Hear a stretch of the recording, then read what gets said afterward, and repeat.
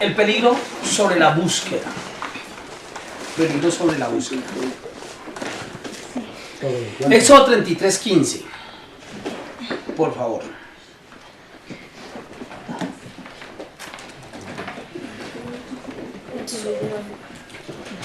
¿Éxodo 33:15. Amén. O vas con todos nosotros, replicó Moisés, o mejor no nos hagas salir de aquí. Ajá. Tengo otra versión. Sí, por favor. Otra más. Éxodo, ¿qué? Moisés. Cristiano. Una buena versión, por Acá favor. la están metiendo la iglesia. No más cristiano. Y Moisés Yo me tumbó la respondió, plata. si tu presencia no ha de ir conmigo, no nos hagas de aquí. ¿Éxodo qué? 33:15. 33:15. A mí me llama tanto la atención Moisés en muchas cosas, pero una de esas tan preciosas es esta. Cuando Moisés es llamado por Dios, la lucha que Dios se dio para convencer a Moisés de que fuera. Fue tenaz. Pero después de que Moisés asume el compromiso, la lucha que se tiene Moisés para que Dios ¿No lo dejé? no abandone el proyecto y no abandone pues lo que había y todo. Y uno de los grandes pronunciamientos de Moisés es este: si tu presencia no ha de ir conmigo, No voy. no tiene sentido. No tiene sentido. Si la presencia de Dios no va adelante, no tiene sentido. ¿Qué significa el peligro sobre la búsqueda? Hace un momento ya, por supuesto, habíamos tocado algunos aspectos que los ministerios, todos los ministerios, se prestan mucho para que las personas se realicen como personas. ¿Qué significa eso? Cuando cualquier cosa que hacemos, me sirve a mí para realizarme como persona, entonces vamos a entender que la búsqueda que hay tras la ocupación de un ministerio soy yo. Soy yo. Yo estoy, la necesidad es mía. Yo busco satisfacerme y encontrarme yo a mí mismo, descubrir el propósito de Dios en mi vida. Días pasados estaba hablando con un hombre ya con una edad suficiente, un hombre ya maduro, 44 años, casado, y le preguntaba yo a este hombre, porque él ha abandonado el ministerio, no tiene iglesia, de aquí para allá, le digo, pero es un hombre muy bueno, muy, su corazón, su hogar, muy lindo, todo. Le digo, ¿tú qué aspiras? ¿Tú qué quieres? ¿Con qué sueñas? ¿Cuál es tu sueño? El hombre, pues no, yo pues mi sueño, pues a ver, no, yo, o sea, no, si yo quiero pues trabajar y a mí el ministerio, sí, no, pues, o sea, bien, el ministerio pues es importante y pues no, mano, ¿qué sueña? ¿Con qué sueña? Entonces ya viéndose presionado me dice, no, mi sueño más grande es hacer la voluntad de Dios. Mire, nadie va a hacer la voluntad de Dios si no está haciendo nada. Usted hace la voluntad de Dios en donde está haciendo algo. Si no está haciendo, ¿cómo puede hacer la voluntad de Dios? No usemos el tema de la voluntad de Dios como una frase de cajón, algo ambiguo que no tiene sentido. Hacer la voluntad de Dios se hace cuando estoy haciendo. Usted que está cocinando lo que a mi marido le gusta, bueno, listo. Pero si nunca cocina, oye, ¿y usted por qué no cocina? Porque es que yo no quiero cocinar hasta poder cocinar algo que le guste a mi marido. Pues madre, pero hermana ya se murió de hambre, hermana, porque usted no le hace nada. ¿Sí? Entonces yo puedo entender que usted está cocinando para su marido cuando está cocinando. ¿Me explico? Nosotros no podemos estar cruzados de brazos esperando que Dios nos muestre su voluntad.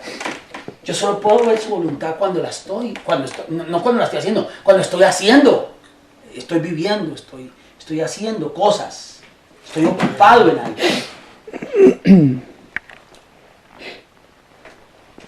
El peligro grande que hay en el ministerio musical, en el tema de la adoración, la música, en la iglesia, es justamente el peligro de conocer la voluntad de Dios.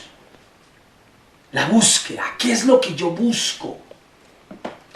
Si lo que yo busco realmente es la voluntad de Dios dentro del ministerio de adoración, eso tiene que evidenciarse. Eso tiene que evidenciarse. Los músicos son seres humanos común y corriente. Un músico no se deprime más que cualquier otra persona. Ni un músico no se deprime. Y todo el mundo lo tiene. Un músico no tiene más luchas que los demás. Cuando las tiene, es porque sus búsquedas, o sea, si yo como músico tengo problemas que otros no tienen, es porque mi búsqueda es otra. Estoy buscando de manera equivocada, por un lado la voluntad de Dios, pero por otro lado, la búsqueda que yo tengo en el ministerio que estoy desarrollando es otra. Hay una equivocación. ¿Sí? ¿Cómo, ¿Suplirme yo mismo, algo así? Sí, sí. La necesidad, como decíamos hace un momento, de llenar vacíos en mi vida, de realizarme a mí. Entonces se cambia completamente la búsqueda. Dime. Pero tú decías que, pues, o sea, hay que hacer algo para saber realmente cuál es la voluntad de Dios durante ese proceso. Pero a veces uno no quiere hacer ese algo que tiene planeado hacer por miedo a que tomar decisión de hacer ese algo no sea algo que que esté dentro de la voluntad que Dios quiere, pues que Dios quiere que uno siga. Porque a veces uno por tomar decisiones se mete en cosas que no debió ir, pero se da cuenta más adelante y uno dice, ok, si me hubiera esperado, por decirlo así. La gran discusión que ha habido en los tiempos de política es sobre el tema de cuál es el candidato que responde a la voluntad de Dios, cuál es el candidato que está en el corazón de Dios. Y entonces viene la competencia de los candidatos cristianos. Dios me mostró que yo voy a ser alcalde, o senador, o esto, o aquello, ¿no? Dios me mostró. Entonces voten por mí porque Dios me mostró a mí que yo voy a ser alcalde. Bueno, quienes me han dicho así, yo he dicho, bueno, ahora necesito que Dios me muestre a mí que debo votar por usted. ¿Sí? Ahora, si Dios le mostró a usted que usted va a ser alcalde, pues ni haga publicidad, hermano. O sea, por lo menos no se ponga... Sí, que pues, si Dios le mostró que usted va a ser alcalde, pues listo, usted va a ser alcalde, fresco, no se afane. No esté pidiendo votos a nadie. O sea, haga la publicidad normal, pero no le venga a meter no sé cuánto. ¿Es la voluntad de Dios que un tipo sea alcalde? No, jamás. Entonces, ¿es la voluntad que no sea? No, tampoco, jamás. ¿Es la voluntad de Dios que ustedes, los que quieren estar estudiando música, van a estudiar música en la universidad? ¿Ninguno? En la universidad. ¿Solo tú? ¿No más? ¿Tú también? En la academia. En la academia, bueno, sí, estudiar música. ¿Tú también? ¿Los demás son empíricos? Ya. Entonces, ¿la voluntad de Dios que los empíricos sean empíricos? Y que los que fueran a una academia vayan a una academia. ¿Es esa la voluntad de Dios? ¿Es la voluntad de Dios que yo sea médico, que yo sea abogado? Nada de eso es la voluntad de Dios. La voluntad de Dios es que donde yo esté haciendo su voluntad. El que ustedes estén en el ministerio de música no es la voluntad de Dios. Esa no es la voluntad de Dios. La voluntad de Dios es que ahora que están en el ministerio de música, hagan la voluntad de Dios. Pero ¿acaso Dios no nos pone en esos lugares donde Él quiere que ¿Qué estemos? significa que nos pone? ¿Está jugando ajedrez con nosotros? ¿Está jugando ajedrez con nosotros? Entonces yo me puso aquí a mí, y a usted lo puso allá, y a mí. No, es que Dios no me dio un voz, era porque Él no quería que yo cantara. No es eso. La voluntad de Dios es que donde tú estés, seas fiel. Tal vez ustedes recordarán que yo les mencionaba hace pocos días sobre el problema, por ejemplo, ese cántico, que ese es el tema que viene ahora de los contenidos y eso, sobre tu fidelidad es grande. Tu fidelidad incomparable es. Nadie hay como tú, bendito Dios. Grande es tu fidelidad. Y el cuento que tenemos de que Dios es fiel. Y estamos hablando de que Dios es fiel. ¿Por qué yo estaba enfermo y ahora estoy sano? Porque Dios es fiel. ¿Por qué mi hijo estaba en las drogas y ya se salió de ahí? Porque Dios es fiel. ¿Por qué mi cónyuge se convirtió al Señor? Porque Dios es fiel. Porque yo estaba sin trabajo y ya conseguí trabajo porque Dios es fiel. Basura, olvídense esa vaina. ¿Quién le dijo a usted eso? Dios no hace nada de eso por fidelidad. Dios todo eso lo hace por misericordia. Todo eso lo hace por misericordia. Dios no me sana a mí una enfermedad porque sea fiel. Me sana una enfermedad porque tiene misericordia de mí. Sí, ni que uno lo mereciera. ¿Cómo ve? Ni que uno lo mereciera. Cuando yo hablo de fidelidad de Dios, estoy reclamando merecimiento. La fidelidad no se le puede reclamar a Dios, ni se le puede cantar a Dios. La fidelidad la tenemos que tener somos nosotros. Yo sí debo ser fiel. O sea, lo que yo haga, sí lo debo hacer por fidelidad. Entonces, hermano, a usted se le encomendó una tarea como músico, a manejar los equipos. Sea fiel ahí. Esa es la voluntad de Dios, que usted sea fiel ahí. Que sea honesto. Que cumpla con eso, que trabaje eso. Usted no está manejando la cabina de sonido por voluntad de Dios. Pero entonces es como si nosotros no tuviéramos que consultarle a Dios de nada porque entonces tomamos las decisiones que queremos y somos fieles donde estamos, pero entonces vamos a donde creemos que ahí estamos. Sí, Es que va más allá. O sea, yo diría, sí, cuando tu vida está completamente enfocada en Dios, Él te lleva, Ahí o sea, está. lo que está en tu corazón es ahí lo que está, Dios es, lo ahí que Dios está. quiere. Es que eso depende de las cosas que te estén Sí, llevando a ti sí. a, a tomar decisiones. ¿Qué dice el salmista? Del hombre son las disposiciones del corazón, pero Jehová es el que aprueba sus caminos. Yo soy el que dispongo mi vida. Olvídate que Dios me tenía esta mujer desde antes de la creación del mundo. Fue decisión mía, hermano. Romántico.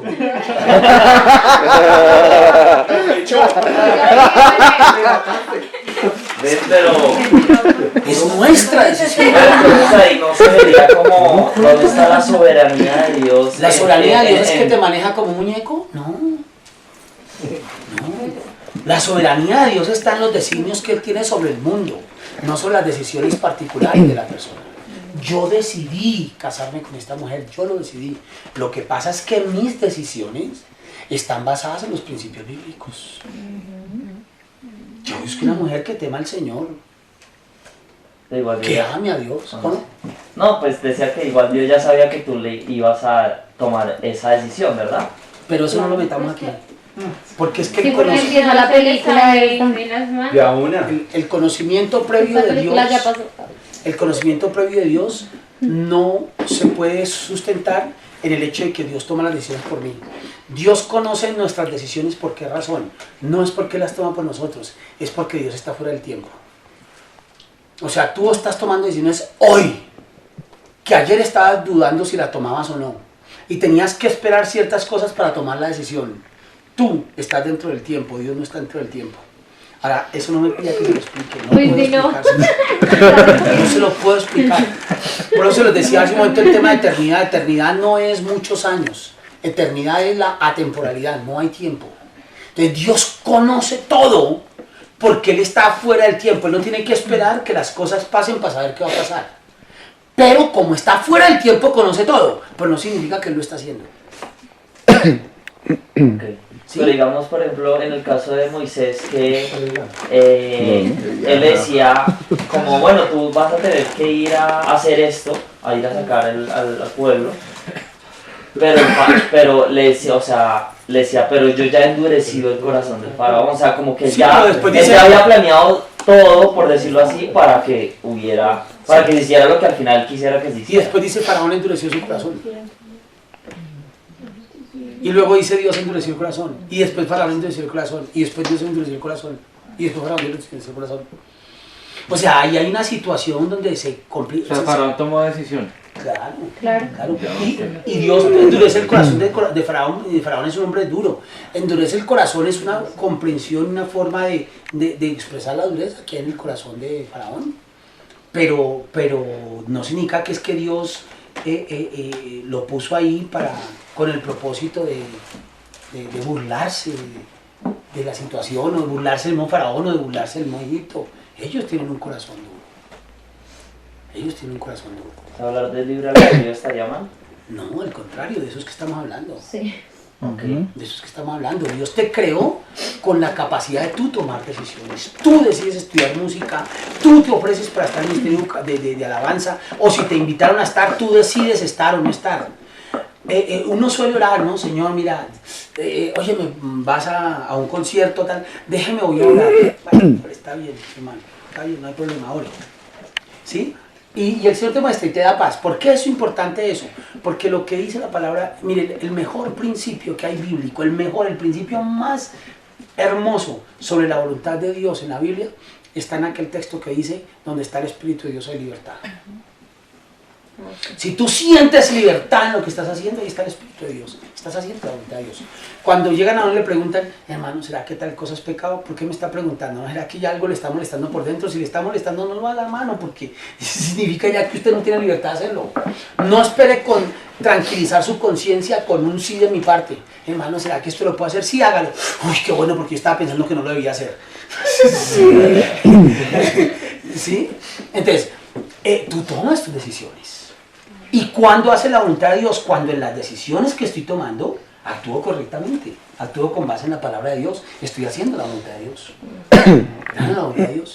Conozco un tipo que recientemente se vuelve judío mesiánico y entonces se pone a estudiar la historia de sus apellidos, y por eso se hizo judío mesiánico, porque estudia sus apellidos y dice, uy no, yo soy judío, y entonces va y después estudia los de la mujer y dice, uy no, mi esposa no es judía, yo no me puedo casar con una inconversa, mi amor, hasta aquí llegamos, terminamos, hasta luego. Porque voy a hacer la voluntad de Dios. Por Dios, ¿qué es esa pendejada? ¿Sí me entiendes? Baila. Entonces, la voluntad de Dios, que yo tomé decisiones. Y una vez que tome decisiones, la voluntad de Dios no comienza antes de tomar las decisiones. La voluntad de Dios comienza después de tomar las decisiones. Una vez que yo metí la cabeza, haga la voluntad de Dios ahí. Hasta el final. Ese man que se lanzó a la alcaldía, es vaina suya, es ambición suya, eso es intención suya. Haga la voluntad de Dios, ¿cuándo? Después de tomar las decisiones. ¿Qué pasa si usted se quema? Ay, es que Dios dijo que yo iba a ser alcalde y si se quemó, como ha pasado a otros casos, porque no tenemos ni el primer alcalde evangélico. Entonces, ¿cómo está viviendo ahora? ¿En la voluntad de Dios o no? No, ya no estoy viendo la voluntad de Dios porque no es que no fui alcalde. ¿Y la voluntad de Dios es fue alcalde? No, no, la voluntad de Dios es que ahora que se ha quemado, viva en función de la voluntad de Dios. ¿Estamos? Yo tengo una Dime. pregunta. Es que hay un versículo que dice que, no lo recuerdo muy bien textualmente, pero que sus pensamientos son más altos que nuestros pensamientos y sus caminos más altos que nuestros caminos. Entonces, o sea, no sé, me confundí con lo que... ¿No eso es verdad? Pero me confundí, o sea... Claro, mira, tú tienes pensamientos sobre tu vida. O sea, tú estás pensando entre estudiar medicina, o derecho, o ingeniería. A Dios también no le importa un carajo. Sí, eso es algo de la actualidad, eso es algo de ahorita. Eso es algo humano, es algo ahorita. Los Y los pensamientos de Dios son mucho más altos que esas bobadas. Ok, y los caminos. También. Pero porque, o sea, Porque mira, son más altos porque nuestros caminos están aquí, los de Dios están en el cielo. Entonces uno...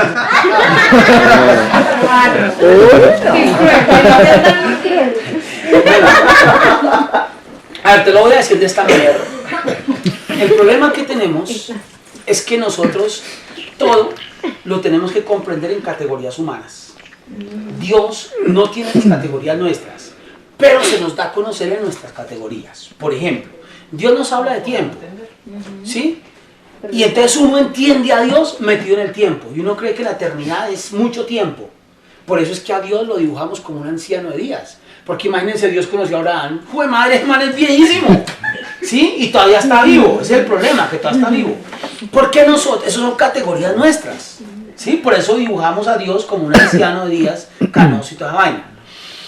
Entonces, cuando usa categorías como caminos, pensamientos, eso no son categorías de Dios. Por eso hay por ahí un hermano que está empeñado en que yo le responda si Jesús canta o no, porque él piensa es en categorías humanas. Gracias, Son puras categorías humanas. Me van a sacrificar. Miren, ahorita. Jesús canta, ¿qué va a estar cantando si él no está aquí en la tierra? ¿Sí? Ahora otra pregunta es si Jesús cuando estuvo en la tierra cantó, eso es otra pregunta. Y evidentemente sí cantó, ellos celebraron la Pascua y en la Pascua había canto y todo eso. Ahora, si hoy está cantando allá ese man, son puras categorías humanas. Esperar. Dios espera por nosotros. ¿Esperar qué? ¿Qué espera Dios? Él no está metido en esos temas. Entonces, la manera de que Dios, porque mis pensamientos son más que sus pensamientos y mis caminos más que sus caminos, es una manera de que comprendamos de que Dios no está viviendo en los sufrimientos y en las penalidades nuestras diarias. No es que dice que los caminos de Dios son más altos que nuestros caminos, porque mi camino es la carrera octava, pero la de Dios es la séptima. No, no es eso lo que él quiere decir.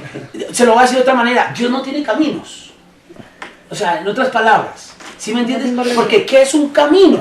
Es una ruta que yo tengo que tomar para ir a un destino. Entonces ponemos a Dios en el plan de estar pensando en ir a un destino. Y Dios no está en ese plan.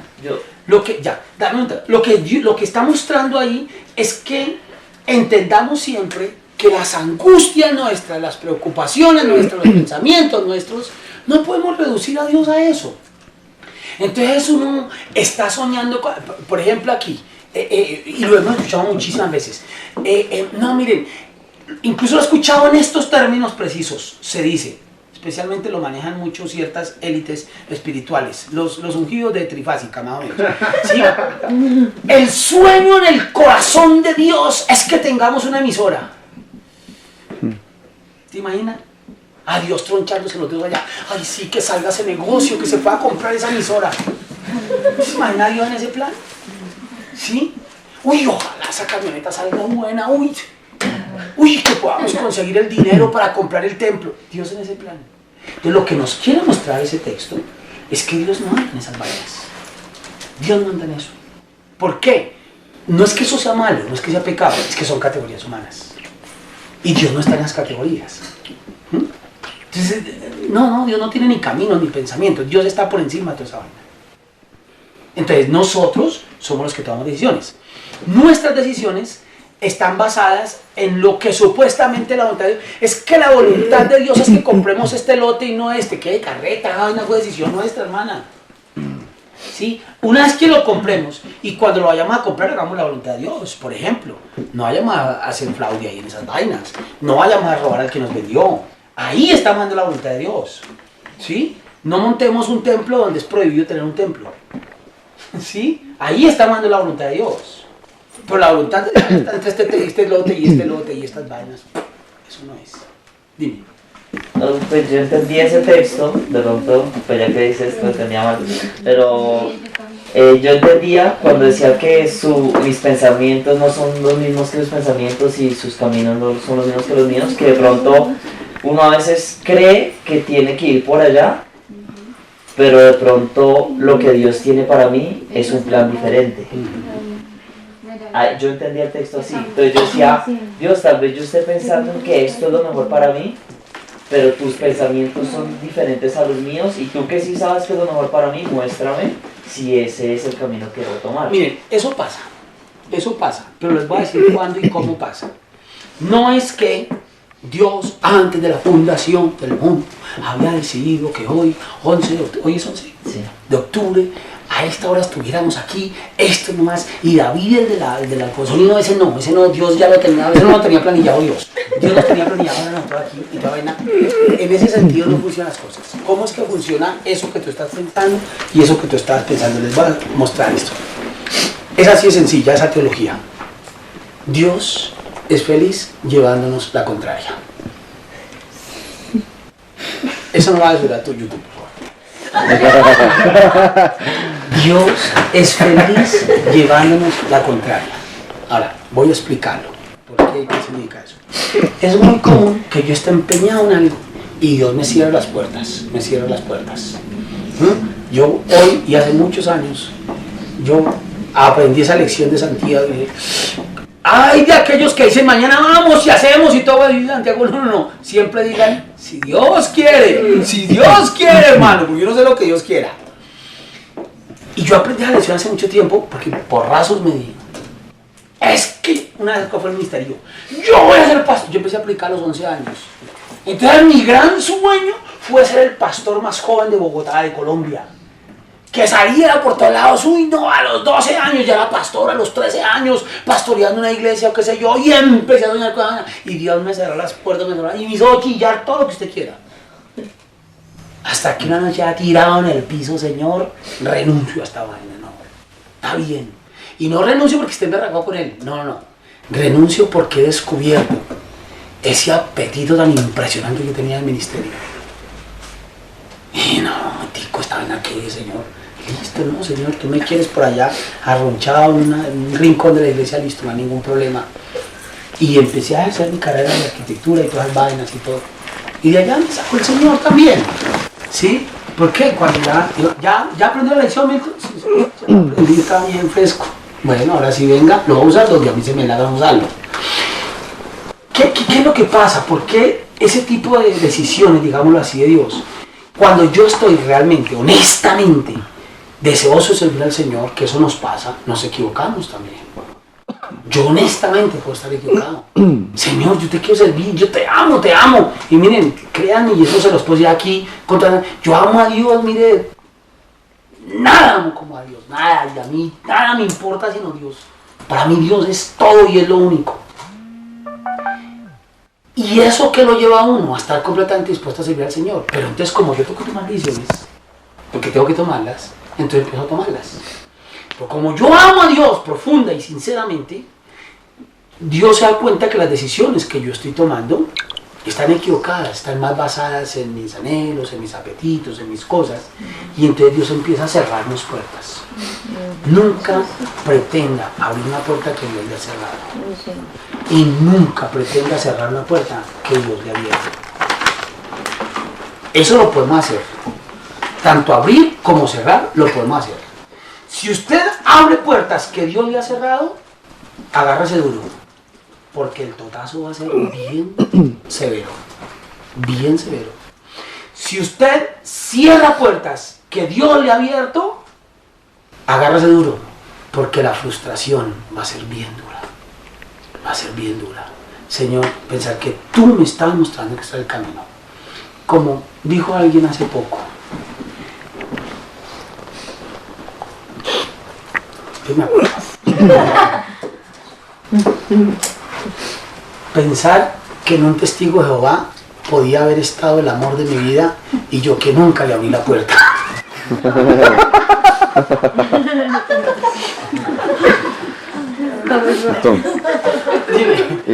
Eso que me acabas de decir de pronto no puede generar cierta confusión o como lo llamamos con el hecho de decir de que yo decido lo que y ahí ya tomo, y ahí ya hago la voluntad de Dios. O sea, porque Santiago habla, si Dios quiere, haremos esto, ¿sí? Pero entonces lo anterior que hablábamos o nos compartías, que Dios decide, que yo decido, sí, yo decido que te casaste con tu esposa porque lo decidiste y ahí está en la voluntad de Dios. O sea, no puede haber un choque ahí, en este momento se puede generar como una confusión, no sé. Sí, mira, Dios me dijo, Milton, ¿nos acompañas? Sí, Dios mediante ya voy a estar con ustedes. Dios mediante ya. La decisión fue mía, inmediata. ¿Sí? Por mí, sí. Por mí, sí. Yo voy a estar. Si Dios lo permite. Yo voy a estar allá. Pero Dios es el que toma. Okay. O sea, yo tomo mis decisiones. ¿Sí? O sea, podemos decir entonces que tomar la decisión, uno toma la decisión, se prepara para eso, vas trabajando en pos de eso, pero en últimas, Dios tiene última palabra. Le dejas toda la decisión final a Dios. Okay. Toda la decisión final a Dios. Cuando yo me fui para Alemania, todo el mundo siempre, no, y recibía esas palabras, no, yo confieso que sí, tú vas a terminar, y que tú vas a hacer, y que y trabajé, y fue duro, terriblemente duro en Alemania, sacar adelante el tema del trabajo allá. Miren, hasta el día de mi defensa, de la sustentación, de la disputación, como se llama en alemán, la defensa, la disputación de la tesis doctoral, yo seguía diciendo, yo no sé para qué me trajo el Señor acá. Yo no sé. Y mira, el Señor no solamente me llevó a sacar mi doctorado, han pasado muchas cosas, muchas. A raíz de eso, hace pocos días, se fue una niña alemana, para Alemania otra vez, estuvo aquí en Alemania, aquí en Colombia un año, trabajando en un ministerio social en la costa y sirviendo al Señor, una niña cristiana y todo eso. En la última semana que se iba a ir, estuvimos en casa con nosotros comiendo. Y me decía ella, si tú nunca hubieras ido a Alemania, yo nunca había venido a Colombia.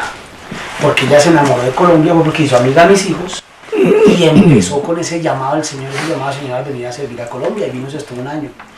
Como eso pasaron muchas cosas, se quedaron mis hijos allá, mil cosas han pasado. Y yo siempre era consciente de eso. Estuve predicando en iglesias de habla hispana y hasta el último día yo decía, pero Milton, confíese que no, yo no confieso esas vainas, olvídese de eso. Yo no sé a qué el Señor me trajo acá. Decrételo. ¿Sí? Yo voy a esperar a ver qué quiere el Señor. Una cosa le voy a decir, se lo dije a todo el mundo siempre. Si yo regreso a Colombia sin mi doctorado, regresaré con la frente en alto y feliz de haber hecho la voluntad de Dios.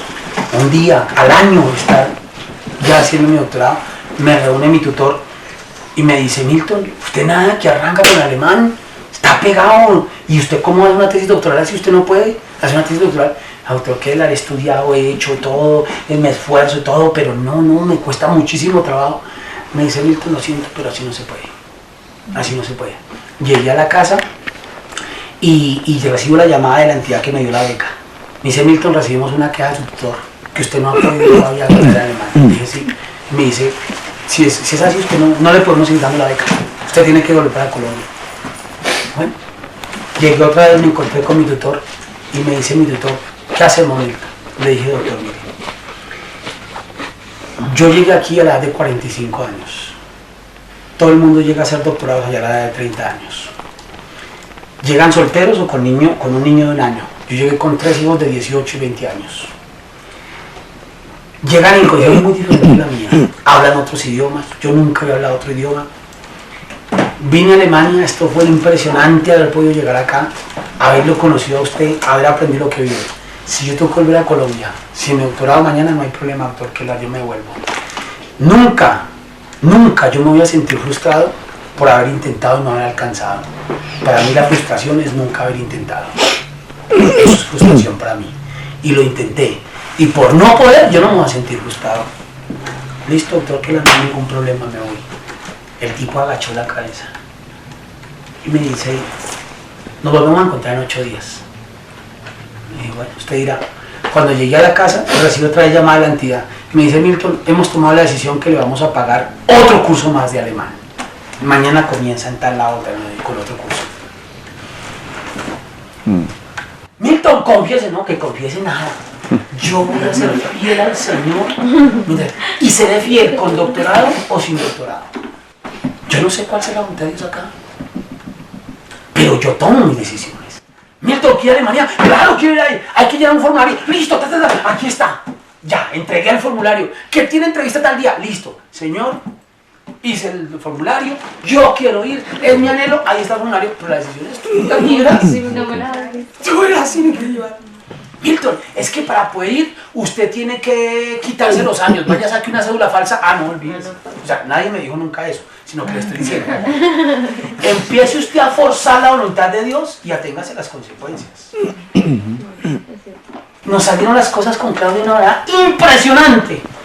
Lo que fue el matrimonio nuestro. La terminada mía del doctorado, ella trabajaba en Bucaramanga, pidió un traslado en su empresa, que es una cosa muy difícil. Mire, todo así milimétrico. ¿Era la voluntad de Dios que nos casáramos? No, era la voluntad nuestra. Pero Dios aprobó nuestra decisión. Dios aprueba. Del hombre son las disposiciones del corazón, pero Jehová es el que aprueba sus caminos. ¿Cómo hago yo para tomar decisiones que estén propensas a que Dios me las apruebe? Todas decisiones basadas en los principios de la palabra. Ahora, aún así, no es suficiente. Uno tiene que... Una vez un joven me dice, él era brasilero, estaba aquí en Colombia, de alabanza, el director de alabanza de nuestra iglesia. Me dice, Milton, estoy enamorado de tal chica, una chica de la iglesia. Una muy buena chica, excelente mujer. Muy especial la niña. Entonces este hombre ve a la niña, es cristiana, excelente mujer, todo divino. Me dice, Milton, me encanta la chica, yo quiero ser novio de ella, deme su consejo. Le dije, pero ¿qué dice? No, chica buena, no sé qué, listo, ok. ¿Cuáles son sus sueños? No, yo quiero irme de misionero. ¿A dónde? A Portugal, ya. ¿Y ella qué quiere? No, ella está trabajando en una empresa de secretaria, ya no sé qué. Le dije, ya. ¿Usted está seguro que los sueños de ella son compatibles con los sueños suyos? ¿Sí? ¿Son compatibles los sueños? Uy, no, ella... ¿Usted la ve a ella como misionera para Portugal? No. Y es una buena chica. ¿Haría ayuda qué? Idónea. Entonces no es suficiente con que sea una buena chica. Hay que entender que sean personas que se puedan complementar en los proyectos, en los propósitos que tienen. Entonces yo soy el que miro esas cosas, yo las miro. Y tomo la decisión, pongo delante del Señor.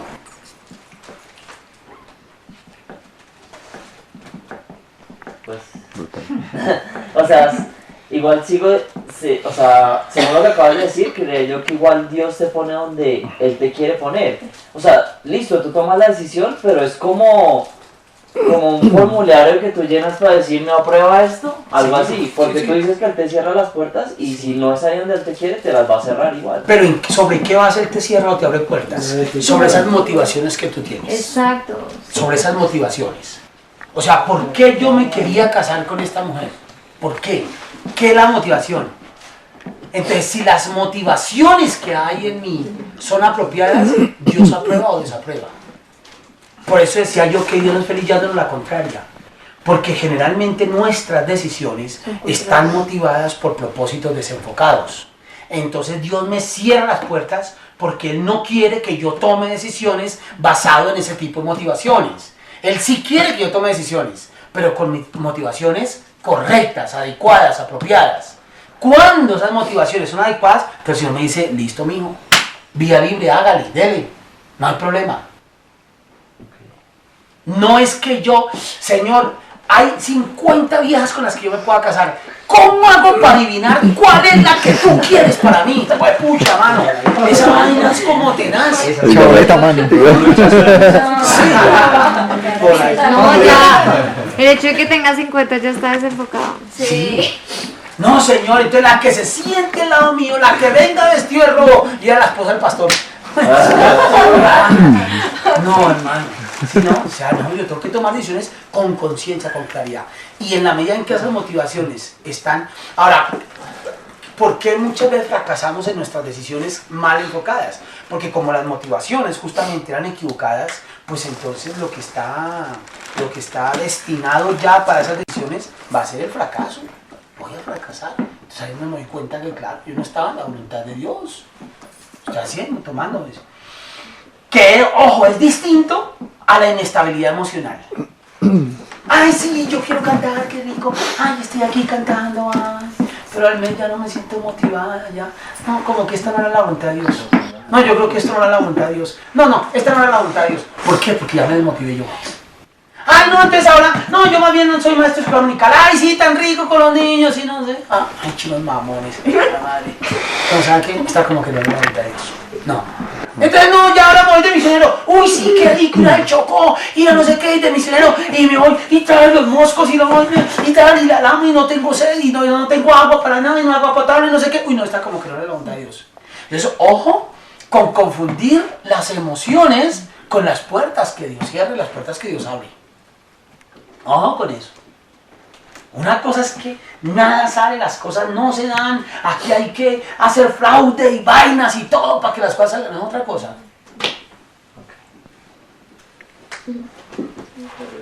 Entonces, que entendamos aquí que donde están ustedes es porque ustedes han tomado la decisión de estar ahí.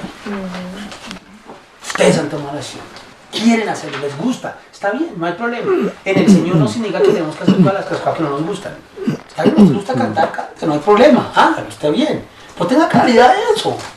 Ahora, la voluntad de Dios no es que usted cante o que toque el bajo, la batería. No, la voluntad es que allí donde está, sea fiel al Señor, sea fiel a la iglesia, sea firme, sea constante, sirva con amor, sirva con integridad, sirva con pasión. Y que por encima de cualquier cosa sea eso, la pasión por Dios, no por la música, no por la música, la pasión por el Señor.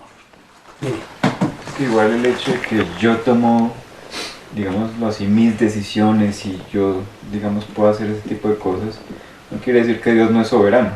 Ah, claro. Porque Él igual aprueba, desaprueba y todo sigue siendo normal. Absolutamente. Absolutamente, así es. Hace un año que estoy en las puertas de la muerte. Ay, que confieso, que venga a confesar nada, hermana. Yo anhelo nada más que estar con el Señor. Para mí el vivir es Cristo, pero el morir es ganancia. Por Dios, ¿ustedes no han entendido que eso es así? Es que repetimos eso y lo repetimos, es de pura frase cajón. Pero cuando nos enfrentamos a la muerte empezamos así. No, ningún cuento, es que el morir es ganancia, por Dios. ¿Cuánto he anhelado yo morirme toda la vida? Sí. ¿Ustedes se imaginan estar en la presencia del Señor? ¿Usted sabe lo que es estar en la presencia del Señor? Ay, sí, pero yo quiero conocer a los nietos. ¿Qué nietos ni qué nada, hermano? ¿Qué se compara con estar en la presencia del Señor? Nada. Lo que pasa es que nosotros no le creemos a ese versículo. Eso es pura carreta en nosotros. Cuando usted anda diciendo que sí, pero es que yo quisiera lograr primero esto, y en la presencia del Señor, ¿para qué le sirven todas esas vainas? No, pero sí, a mí pues me gustaría. Es porque usted no cree que se va a encontrar con el Señor. Y usted no cree que esa vaina es cierta del cielo. Si yo le digo a usted, hermano, mire, le voy a dar una beca para que se vaya a estudiar una carrera a Inglaterra, con todos los gastos pagos, todo, me he dicho, todo incluido. Uy, qué berraquera, ¿y cuándo me tengo que ir? Mañana. Ay, Milton, pero es que dentro de 8 días yo quería ir a Melgar. Déjeme ir a Melgar. ¿Sí? Ay, es que, qué rico. ¿Sí? ¿Usted hace eso? Ah, por Dios. Cuando a mí me ponen Inglaterra aquí y Melgar dentro de 8 días, yo le digo, olvídese, papá. Sí, que Melgar ni que nada. ¿Sí me entiendes? Dice, hermano, que se va a encontrar con el Señor. Ay, pero venga, déjeme primero terminar una carrera, ¿sí? ¿Qué significa eso? Que usted no ha comido cuento, usted no cree en esa vaina del cielo, ni en Dios, ni nada de esa vaina. Usted no ama a Dios. Sí, eso usted no. Cuando yo creo en Dios, mi madre, ¿qué más anhelo yo? Pablo lo dijo y con toda seguridad y con toda convicción. Y lo canta ahí, ¿quién es el que lo canta? Cuando llegue a tu presencia, no me importa en qué lugar de la mesa me haga sentar, ni el color de mi corona si es que la llevo a ganar, solo déjame mirarte. Eso es una realidad, lo cantamos porque es un coro bonito, pero no le creemos a esa vaina. Entonces cuando llegan a mí así, ay, que confiese, que reciba sanidad, que cuento no ore por mí, hagan el favor de sí. Pero pues no, Señor, ¿qué tengo yo claridad de lo que decía Pablo? Mientras viva, Señor, voy a vivir para servir. Para servir. Pero yo no quiero morir. Pero si el Señor me tiene aquí es porque todavía hay algo que hacer. Pues, Señor, ¿qué voy a hacer? Pues bueno, seguiré siendo a Melgar, Señor, mientras tú me quieres llevar para Inglaterra. Sí, eso no es. Bueno, siguiente peligro.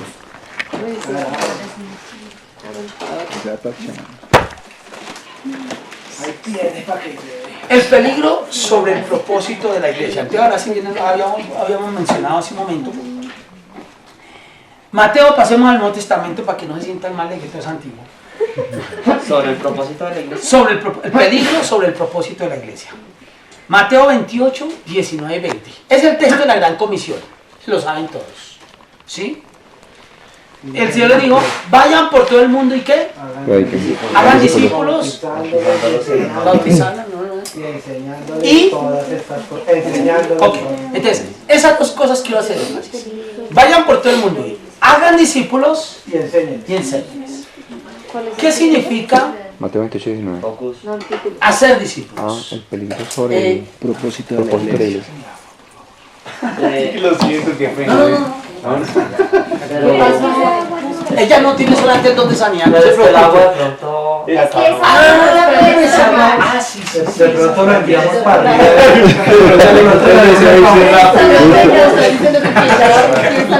De pronto se va para Inglaterra esta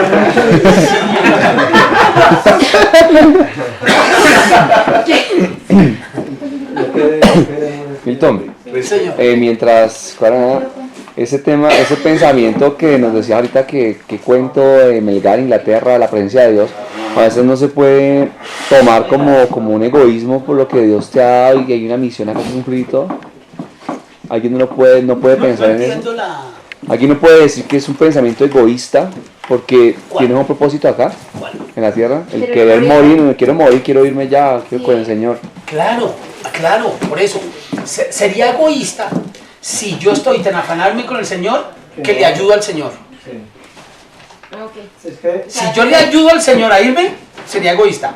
Pero ¿qué dice Pablo? Que es lo que yo estoy hablando de lo que dice Pablo, que yo lo creo y lo he interiorizado profundamente. Señor, para mí lo mejor, o sea, si usted me pone a decir, Señor, y estoy tonto, lo que yo he dicho es esto, mire, jamás yo cometería la estupidez que cometió Ezequías, el rey Ezequías. Ya. Que viene Isaías y dice, Ezequías, te vas a morir, prepara todas tus cosas, pon todo en orden que te vas a morir. Ay, Señor, deme 15 años más. ¿Usted cree que yo cometo ese error? Olvídese, hermano, jamás. Okay. Si a mí el Señor me dice, Milton, llegó su hora, se va, yo, uy, Señor, yes, gracias. Pero si el Señor me dice, todavía no ha llegado su hora, yo, ¿qué tengo que hacer? Ser responsable con la misión que Dios me ha puesto. No soy egoísta, por eso estoy diciendo, para mí, si cojo lo mejor para mí, es irme. Pero no he escogido eso, o sea, yo no me he quitado la vida. Okay. Estoy aquí porque mientras esté, la decisión es de Él. El apóstol Pablo, él decía que para él lo mejor era morirse, Claro. pero que lo que convenía que él se quedara para poderle enseñar todavía a otras personas. Para mí el vivir es Cristo y el morir es ganancia. Pero si el vivir en la carne resulta en beneficio para la comunidad, quiero quedarme para servir a la iglesia. Eso es lo que dice Pablo, así lo dice el texto. Okay. Bien, siguiente peligro. Mateo 28, ¿no? Sí, pues, El propósito de la iglesia. Dice, vayan por todo el mundo y hagan discípulos y enséñenles. ¿Qué es hacer discípulos y enseñar? Realmente es a la inversa. Enseñen y hagan discípulos. La iglesia tiene dos propósitos fundamentales. La razón de ser de la iglesia son dos cosas. Formar y enviar. Para eso fue hecho la iglesia. Para formar y enviar. Ahorita es diferente, ahorita retienen Y entretiene. y entretienen. El propósito de hoy es entretener y retener. Entretener y retener. El propósito de la iglesia es formar y enviar. La teología del crecimiento es una teología que responde a los segundos dos propósitos. Entretener y retener. Vamos a predicar y crecimiento. ¿Cómo hacer para que la iglesia sea grande? Cuando hablan de la iglesia sea grande, están hablando en términos numéricos de iglesia local. ¡Jamás! Eso es lo que el Señor nos enseñó. Ni jamás. La ley mosaica nos enseñó eso. Ni jamás. Nada, ni el antiguo ni el nuevo nos enseñan eso. Eso es pura basura. Pura teología barata. Pura teología de San Victorino. Esa vaina del indio masónico y de todas esas vainas. ¿Sí? Eso no es teología bíblica, nunca. La iglesia está hecha para formar y enviar. Es decir, la iglesia tiene que convertirse en un centro educativo, en un lugar de educación, de formación. En mi papel de maestro de muchos años que ya llevo, muchos digo, comparado pues con la vida de muchos acá y gran parte de mi vida, como les dije, empecé a predicar a los 11 años, desde esa época enseñando. Desde los 21 años ya como profesor formalmente en un colegio y hace, qué sé yo, como 15 o 20 años empecé en universidad. He tenido muchas veces estudiantes que se me arriban y me dicen, uy, profesor, yo lo voy a desbancar del lugar donde usted está. Digo, wow, qué machera, qué berraquera. Eso me emociona. Que haya gente que quiera seguir lo que uno está haciendo, qué berraquera. Y tenga algo solo que no me da el más mínimo de miedo. Mire, soy tan consciente de todo lo que hay que hacer que yo quisiera multiplicarme por 20 para poder hacer todo lo que hay que hacer. Así que si usted algún día llega a ocupar el lugar que yo tengo, qué berraquera, ahora puedo seguir haciendo lo otro que no he podido hacer. Eso no hay ningún problema, yo no le tengo miedo a que alguien ocupe mi lugar. Pero esos son miedos que uno no los puede tener solamente cuando está claro de que está sirviendo al Señor. Pero cuando estamos peleando, porque yo soy el que tengo que tocar el bajo, estoy... Bueno, entonces digamos la batería para que no me sienta mal. Me envía a Inglaterra. Si me explican, es que se me entienden. ¿Qué es lo que yo estoy buscando allí? El propósito de la iglesia es formar para enviar. No hay nada más grato en el maestro que ver a sus estudiantes crecer. Ahorita que vino el doctor Kettler, fue una sociedad bíblica y el que nos produció allá y todo eso fue el profesor Damián Vivas, director de educación ahí, y él fue mi profesor de Antiguo Testamento cuando llegué al seminario bautista.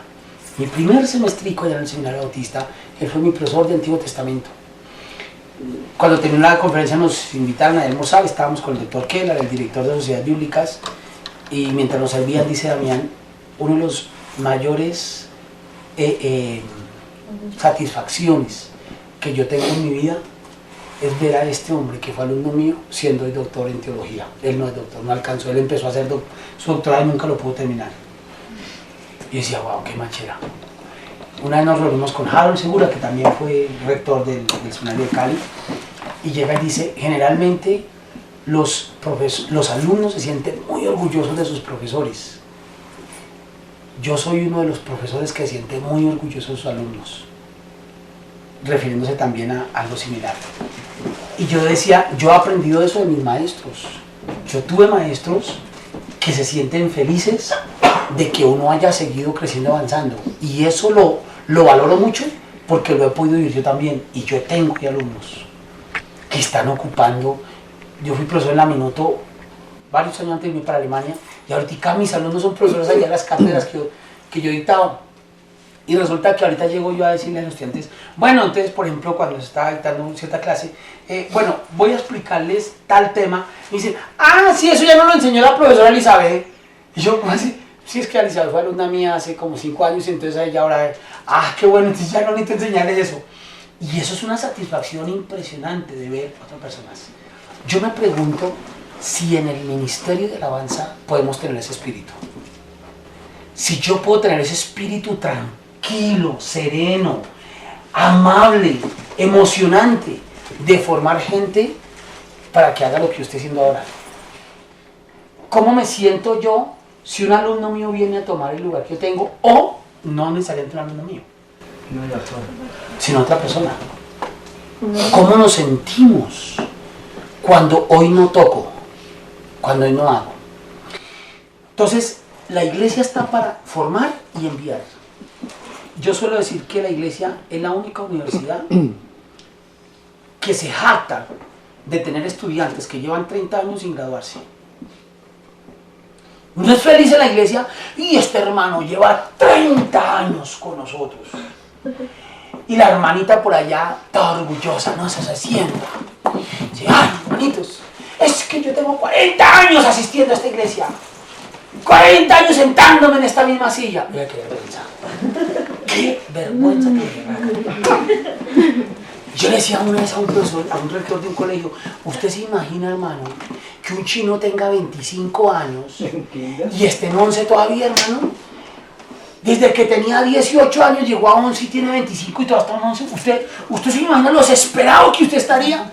Es que ni siquiera le pongamos 25. Un chino que haga 3 veces 11, usted ya no lo aguanta más. Usted no me lo aguanta más, lo saca a patadas de allá. ¿Sí? No, la iglesia es feliz de que el hermanito lleva 40 años sentado en una banca, 20 años, 10 años sentado en una banca. Jesucristo los graduó, a los 3 años los graduó Jesús. A los 3 años los graduó. Y mi hijo a hacer sus pasantías. Hágale a ver. Hágale a ver. ¿Qué estamos formando nosotros en la iglesia? Hagan discípulos y envíenlos. Y envíenlos. O salga usted y deje otro. Porque lo que usted está enseñando no es la nota que se le pone aquí, mire, usted llega y le sube acá y entonces está, y entonces, no, es que eso no es lo que usted está enseñando, esa vaina es normal, esa vaina no, eso no para nada. ¿Qué estoy enseñando? ¿Qué estoy formando? El peligro que tenemos es que entonces la música se haya vuelto solamente motivo de entretención a la iglesia. Cantemos para entretener. Y tenemos un afán impresionante por estar haciendo conciertos cada 8 días. Y cada 8 días no convocamos a la iglesia a formarla, sino a escuchar conciertos. Gospel al templo tenemos. Nosotros no hacemos rock al parque, sino gospel al templo. Y lo hacemos cada 8 días. Somos felices, un poco de gente ya gritando y haciendo mil maromas, pero no la estamos formando. Conocimiento. La pregunta es si la gente sale edificada por Dios miren, yo me cojo la cabeza, me da todo. ¿Qué diferencia hay? O sea, más o menos, hay la iglesia, el culto tiene una cantidad de condimentos ahí menores. Pero la porción fuerte, 45 minutos de alabanza, 45 minutos de predicación. Muchas veces 1 hora de alabanza y media hora de predicación. Es decir, es más fácil bajar el tiempo de la predicación que de la alabanza. Entonces acá porque la alabanza empieza, ¿no? Entonces a lo último le dicen a uno, hermanito, solo le queda media hora, ¿vio? A usted solo le quedan 20 minutos, hermano, porque ya el tiempo se nos fue. Como los de la alabanza sí arrancaron a la hora que era, pues ellos sí se fueron todo lo que quisieron. O media hora de anuncios también se va a ver. Muchos están parados en la iglesia. Entonces, la pregunta es, si ese es el plato fuerte, alabanza y predicación, ¿qué diferencia hay entre las dos? ¿Y qué cosas les une a las dos? Si las dos son el plato fuerte, la una es la sopa y la otra es el seco. Cualquiera de las dos, no importa. ¿Sí? Esa vaina de la mentica que le dan a uno después, eso, ahí son los anuncios. ¿Sí? Pero la sopa y el seco son las dos cosas. ¿Qué significa eso? A mí no me vengan con el cuento de que yo reúno a la iglesia a entretenerla 45 minutos para que ahora sí puedan escuchar la predicación. Y la alabanza tiene que ser para edificar también a la iglesia. Tiene que ser para edificar también a la iglesia. Tiene que ser para formar también a la iglesia. La alabanza no es para entretener a la iglesia. No es para eso. Entonces eso nos conduce al séptimo peligro.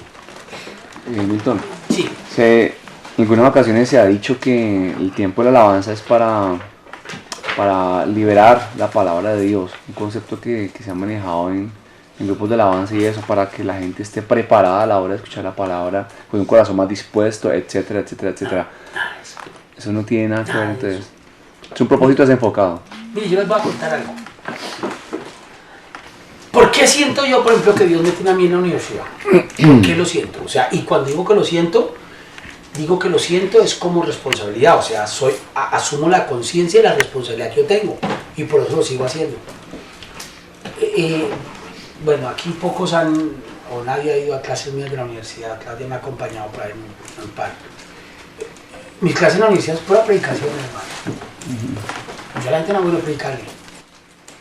He tenido clases en la universidad, estoy en la universidad, hermano, en la universidad dictando clases, están en una carrera universitaria, profesional, estoy en la nocturna, la hora de entrada, la hora de salida, no sé qué, y estoy yo hablándoles tal y no sé qué, y tal, y digo alguna vaina cuando me quedo, y alguien berreando ahí, hermano, en clase. Porque el Señor lo está tocando. Y en alguna ocasión me dice usted, profesor, ¿por qué no oramos? Listo, oremos.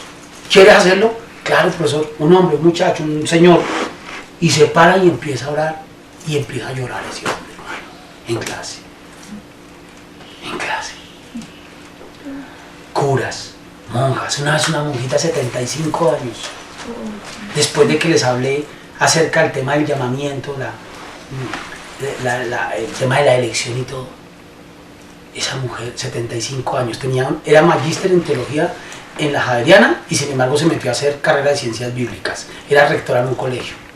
Me dice, profesor, yo hice mi maestría en la Javeriana, soy licenciada en no sé qué vaina, empecé a hacer Biblia porque me gusta la Biblia, soy rectora de un colegio, tengo 35 años, llevo tantos años de vida religiosa, nunca en la vida había escuchado una confrontación como estas con la palabra. Y no cantamos. Allá no había director de alabanza, no hubo una sola canción, nada, no hubo culto, nada, hermano. Yo vine a dictar mi clase. Me pregunto, ya te doy la palabra, Carlos. Bueno, no sé qué hicieron ustedes antes de que yo llegara, pero desde que yo llegué no hemos cantado una sola canción. Y que recibimos con una canción.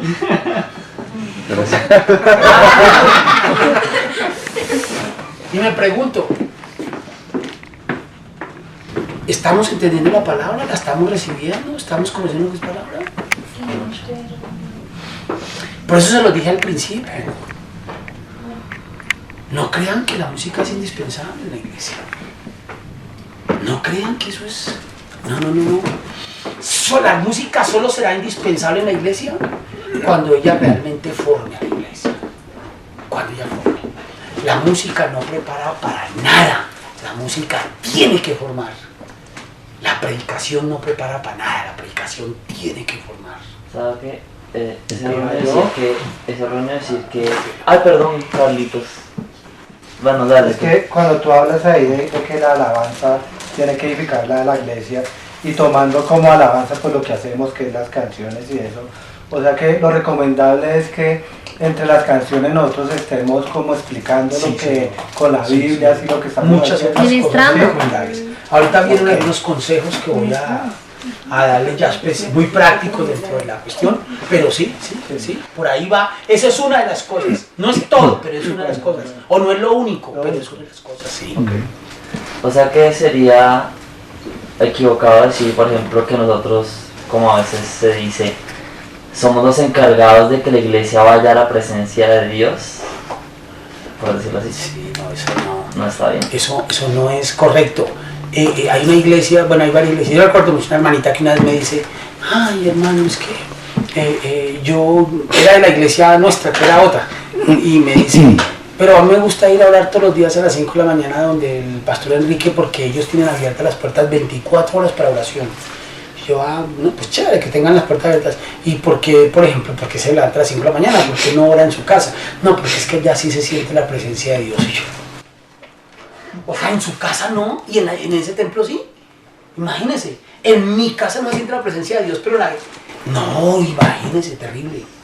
Cosa uno. Dos, el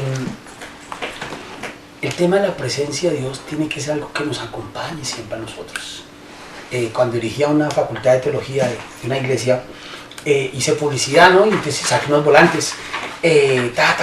Invitamos a tal programa y no sé qué, licenciatura en teología, profesores altamente capacitados, formados con títulos de posgrados, formados en universidades de Colombia y del extranjero. Y entonces repartimos los volantes con la iglesia. Y alguien que por supuesto nunca tuvo los pantalones de darme la cara, escribe ahí abajo de que decía profesores altamente capacitados, formados en qué, y me escribe ahí con espero. ¿Y el Espíritu Santo qué? Y fue y me metió el volante por debajo de la puerta. Entonces pues era obvio que era alguien de la iglesia, era una iglesia grande y la cruzada cristiana. Entonces pues no supe quién era, pero entonces el domingo sí lo dije en la iglesia delante de todo el mundo. Mi hermano, alguien fue y me dejó este papel allá. Yo le voy a decir una cosa. Yo traigo profesores que yo sé que han estudiado y se han preparado y que saben lo que están enseñando. Yo todavía no he comprado un Espíritu Santómetro para medir a ver quiénes tienen el Espíritu Santo o quiénes no. ¿Quién de ustedes puede ir aquí a medir si un profesor tiene Espíritu Santo o no? Yo no puedo decir aquí que para profesores llenos del Espíritu Santo yo para saber esa vaina. Si lo tienen o no, yo cómo hago para saberlo. Pero no solamente no sé si lo tienen o no tienen, no me importa si lo tienen o no, a mí no me importa. Mire, un profesor que venga a enseñar, digo, no me importa si tiene el Espíritu Santo o no. ¿Sabe a mí qué me importa? Que el estudiante que viene tenga el Espíritu Santo. Y si usted, que quiere venir a estudiar acá, cree que va a venir para que le metan al Espíritu Santo aquí, se fregó, no venga. Porque el que viene a estudiar es porque tiene un llamado de Dios a servirle. Porque tiene un llamado, porque ha tenido una experiencia con el Espíritu Santo. Entonces ahora sí viene. Si en la iglesia estamos creyendo que nosotros somos los que llevamos a la iglesia la presencia de Dios, entonces estamos reforzando el concepto de que nosotros somos los dioses. Miren, iglesia, vengan el domingo que yo los voy a llevar a ustedes a la presencia del Señor. Vengan acá, yo los voy a llevar. Olvídese de eso, hermano. O sea, el man llegó sin el Señor, ¿sí me entiende? El man llegó incluso hasta borracho o guayabao, o si acá me tengo un pericazo, alguna vaina, y el man entra y yo lo llevo a la presencia de Dios, ¿sí me entiende? ¿Se da cuenta? No, olvídese. La música no es para eso.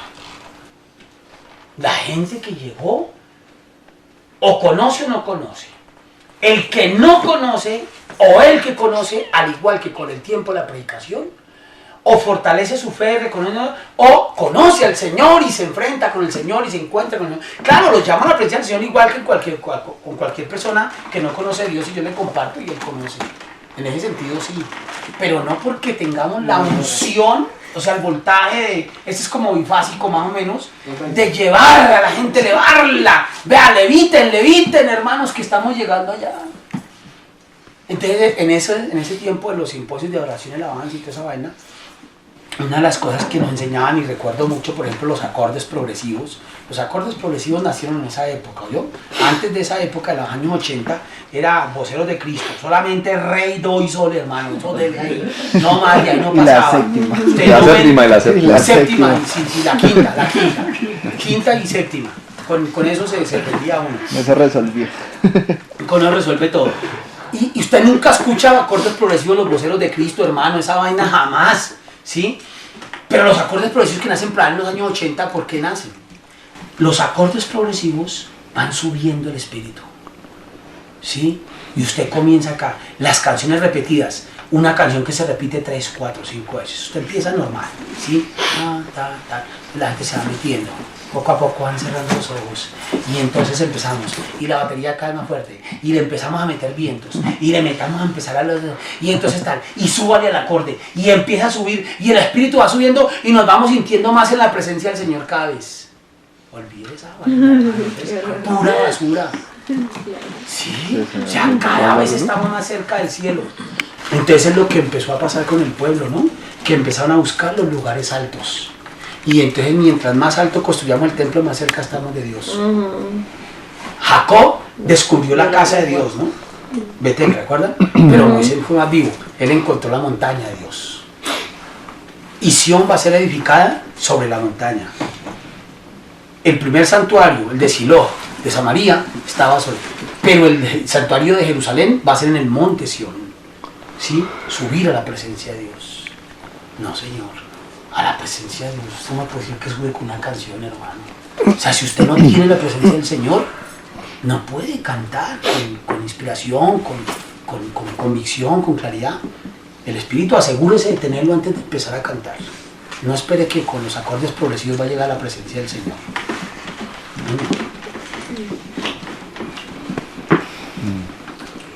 Bien, entonces eso nos lleva al séptimo problema, el séptimo peligro.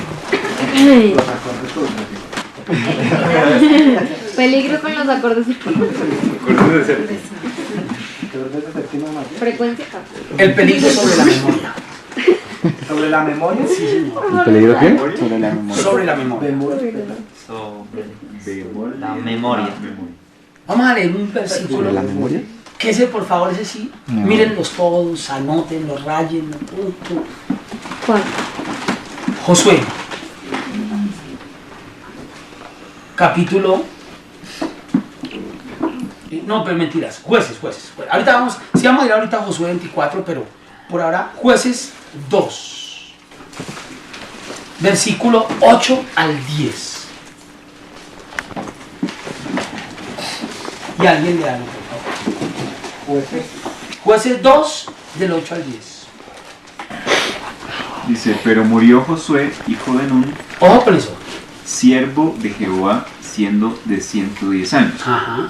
Y lo sepultaron en su heredad en Timnat-Serah, Muy lindos, muy tiernos. en el monte de Efraín, al norte del monte de Gaas. Ajá. Y toda aquella generación Escuchen. también fue reunida a sus padres. Y Y se levantó después de ellos otra generación que no conocía a Jehová ni la obra que él había hecho por Israel. ¿sí le pusieron atención? Sí. Esta vaina, como diría una amiga mía, me dice, ¿Son amigos? esta vaina es para humanizarse. Es para humanizarse. Rápido te olvidaron. Se murió Josué y toda esa generación. Y se levantó una generación que no conocía a Jehová ni la obra que había hecho. Cuando Spurgeon en Inglaterra se levanta y es un gran hombre, los hermanos Wesley también, y vino ese gran avivamiento en Europa en aquellos siglos, incluso desde el 16 hasta el 18. Poco tiempo pasó, quizá un siglo, qué sé yo, y los grandes templos, que eran grandes auditorios donde estos hombres predicaban sin megáfonos ni nada, porque cuando no existía nada de eso, de micrófonos ni nada de esa vaina, predicaban a multitudes que para ellos hablar de una multitud de 5.000 personas era, sin micrófono ni nada de esa vaina, claro. Estos hombres predicando de esta manera. Bárbaro. ¿Saben ustedes qué son esos lugares hoy? Museos. Hay una placa afuera que dice, aquí predicó Spurgeon. Y adentro es un museo, algunos casos son talleres. Miren, en menos de 50 años así van a ser nuestras iglesias de Bogotá. Coamar llave, así ha dicho el Señor. Se los aseguro, se los aseguro.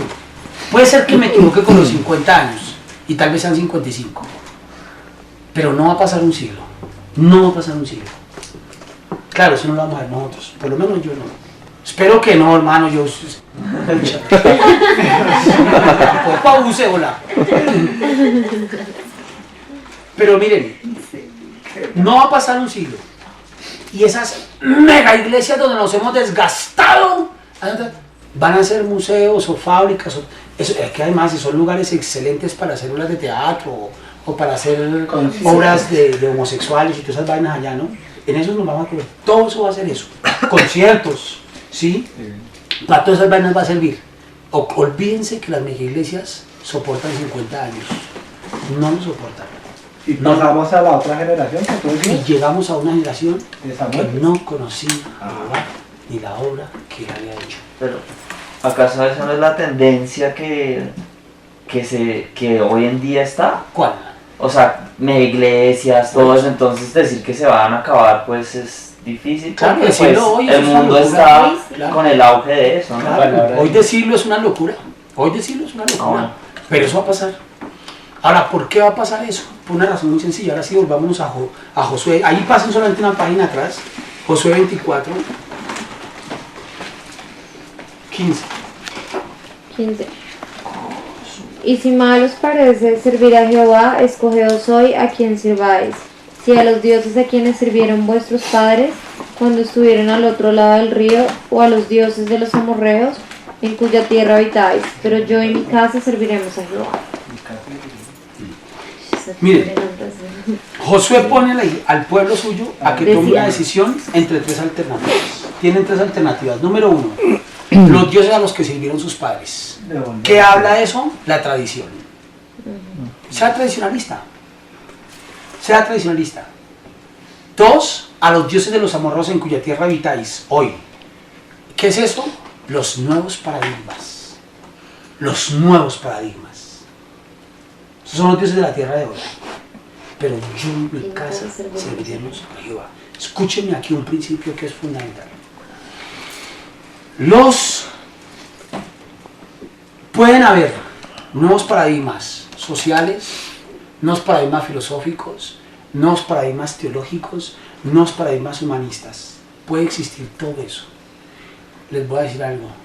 Los principios de Dios no se ajustan a los nuevos paradigmas, porque los principios de Dios son eternos. Que se ajusten todos los paradigmas que usted quiera, pero los principios de Dios no se ajustan. ¿Qué pasa y por qué empato este libro de Josué con el que leímos de Jueces? Por una razón muy sencilla. Miren, cuando Josué da ese discurso, Josué ya tenía 110 años. Josué empezó a liderar el pueblo cuando él tenía más o menos 55 años. Es decir, que Josué llevaba al frente del pueblo cerca de 55 años. Cuando llevaba 55 años y se dio cuenta que ya se iba a morir, ese man se puso a mirar al pueblo y dijo, hijo de madre, esta gente no va para ningún Pereira. Y era así, el pueblo era así, hermano. Eso era lleno de gente. Pero esta gente no va para ningún Pereira. Y entonces los confrontan y dicen, escojan ustedes a quién van a servir. Dicho y hecho, se murió. ¿Y qué dicen jueces? Se murió y se levantó una nación que no conocía. ¿Por qué razón? Porque cuando vamos a Josué 1 o 2, cuando Josué arranca, ¿sí? Josué 2, no mentiras, ya les digo, Josué 1, sí, vale, por supuesto, un momento. Josué 1.8. ¿Qué dice Josué 1.8? No se apartará Nunca se apartará de tu boca este libro de la ley, De día y de noche. sino que de día y de noche meditarás en él, para que guardes y hagas conforme a todo lo que está escrito. Porque entonces Harás prosperar tu camino y todo te saldrá bien. ¿Qué se da cuenta Josué? Que cuando habían pasado 55 años desde que recibió esa palabra, se dedicaron tanto a las conquistas que se olvidaron de la palabra. Se ocuparon tanto en las conquistas que se olvidaron de la palabra. Y entonces ahí viene el problema. Miren, yo veo dos peligros, o no, un peligro grande, que es el que estamos mencionando, el peligro que estamos mencionando.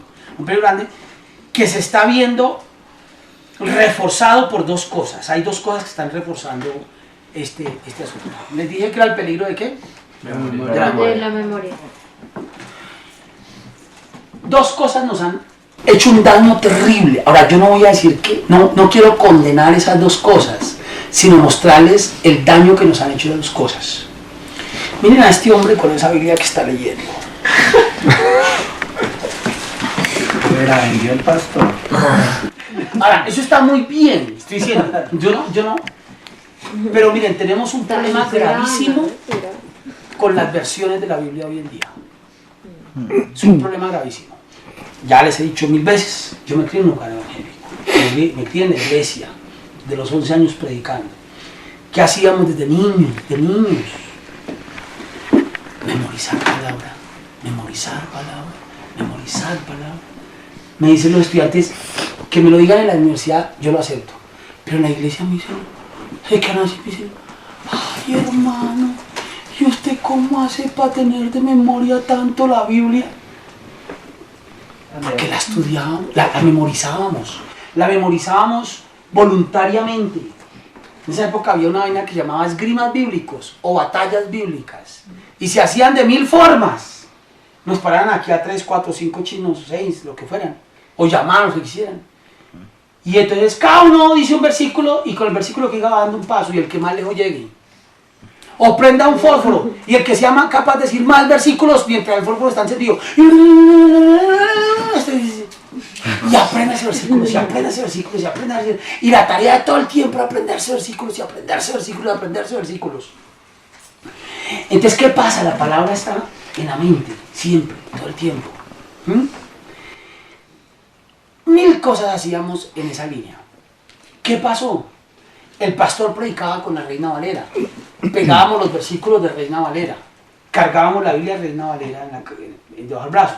Leíamos la Biblia de Reina Valera. Toda. Como no había internet ni tablet ni nada, ¿saben? Entonces uno le tocaba leer la Biblia.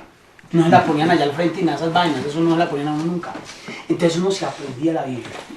Ahora, el problema, yo no estoy diciendo ni quiero saltar ni poner en el corubito de Reina Valera. No, no ese es el problema.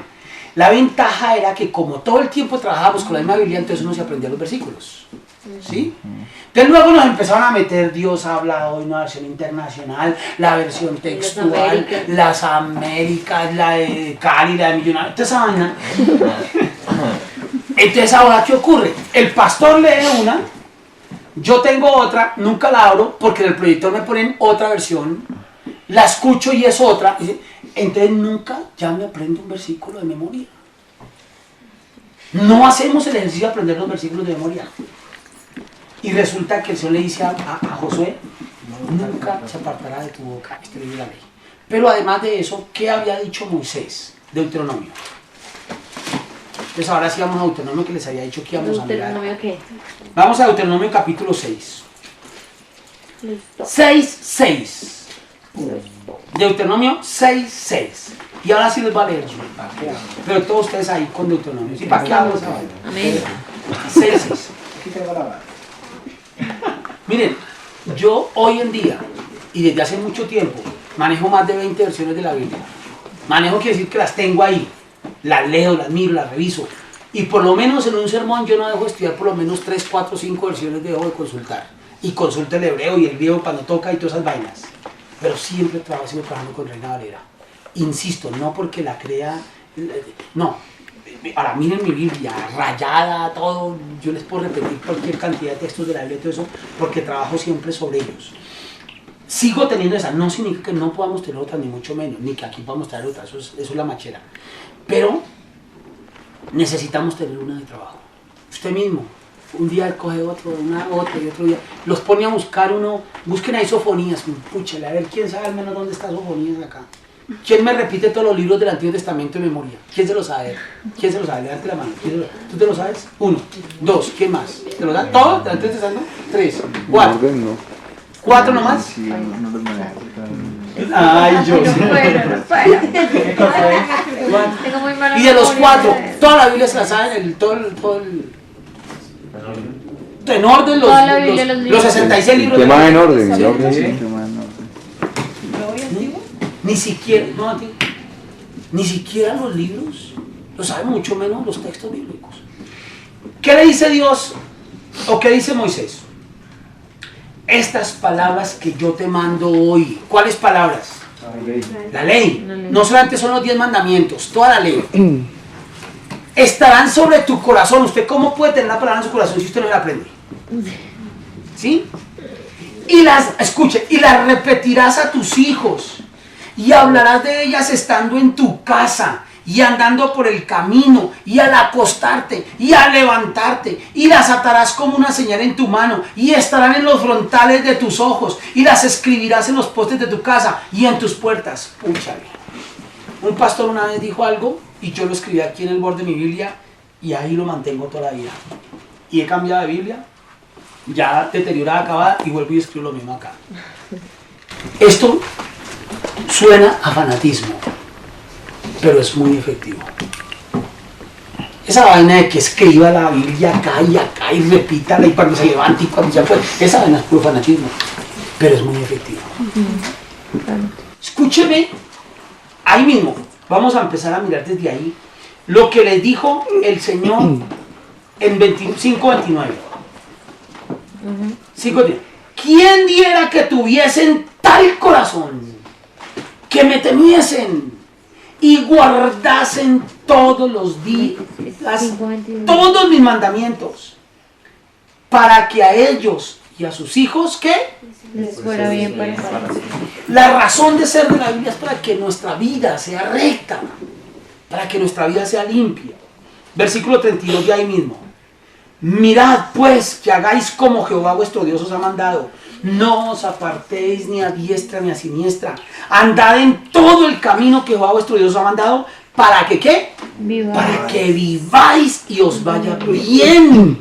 Y tengáis largos días en la tierra que habéis de poseer. Por Dios, si a mí me están diciendo, vea, para que a usted le vaya bien en la vida, usted tiene que tener claro los mandamientos y la ley del Señor. Yo no entiendo cómo es que no le paramos bolas a eso. ¿Cómo es que no le paramos bolas a eso? Conocer la palabra es fundamental. Entonces, ¿qué pasó?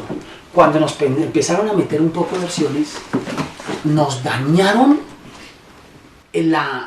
¿cómo se llama eso? El hábito de aprendernos la Biblia de memoria.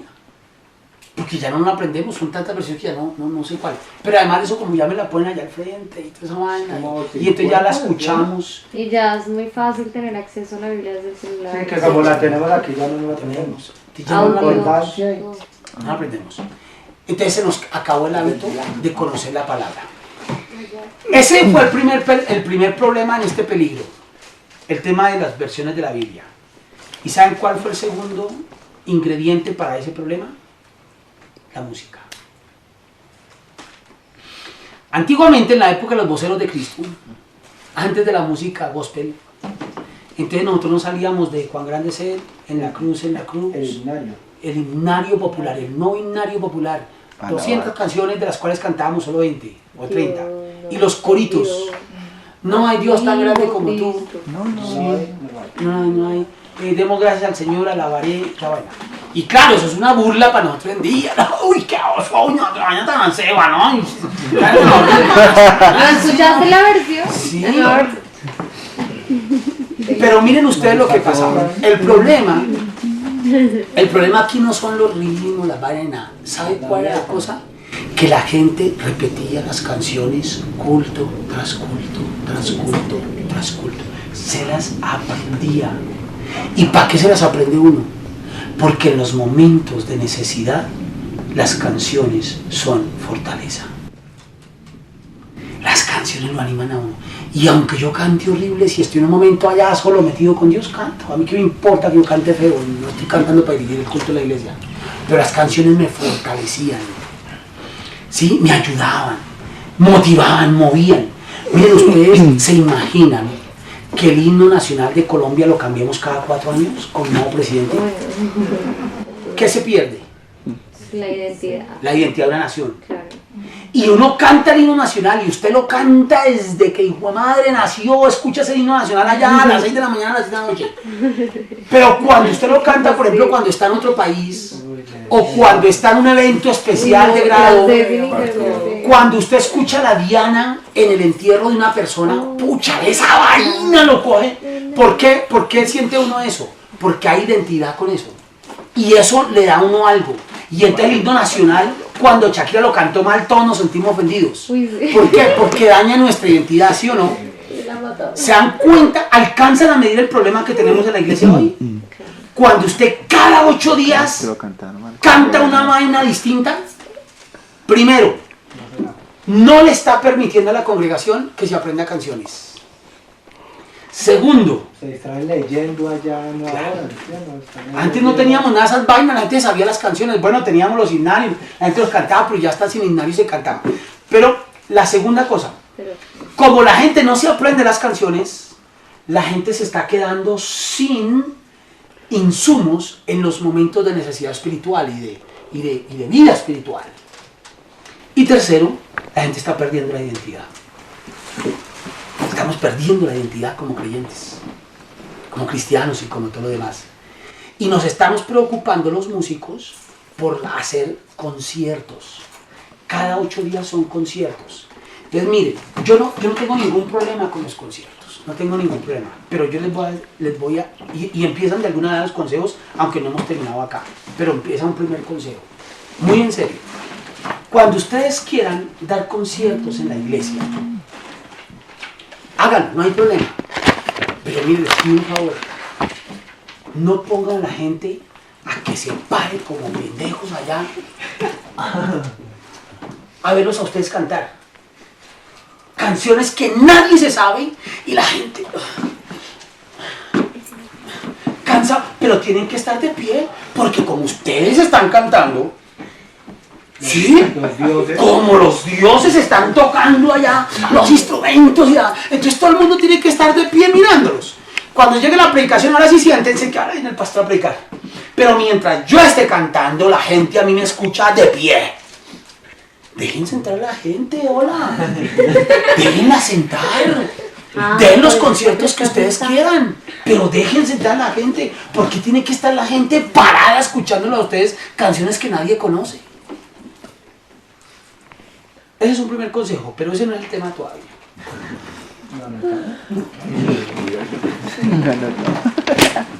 Leamos así rápidamente algunas cositas. Capítulo 6, versículo 17. ¿Deuteronomio? Sí, todo va a ser Deuteronomio lo que les voy a mostrar. Ok. 6:17. Guarden cuidadosamente los mandamientos de Jehová vuestro Dios. Versículo 18.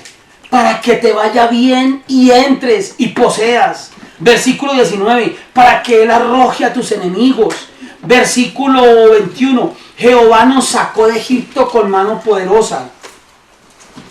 Versículo 25. Y tendremos justicia. ¿Cuándo? Cuando recordemos, cuando tengamos memoria de los textos, de la palabra. Versículo 10, capítulo 10, versículo 21. Miren, esto ya se los había dicho, ahora aquí nuevamente con Deuteronomio 10, 21. Señores directores de alabanza y cantantes y músicos y todo, si usted no me subraya este versículo, mucho sabe que hermano, apague la luz y váyase. Versículo 21, capítulo 10. ¿Qué dice? Ah, Él sí. es el objeto de 10, tu 21. alabanza. Él es el objeto de tu alabanza. Ahí ya, listo. Subraye esa vaina. Grábelo en su mano.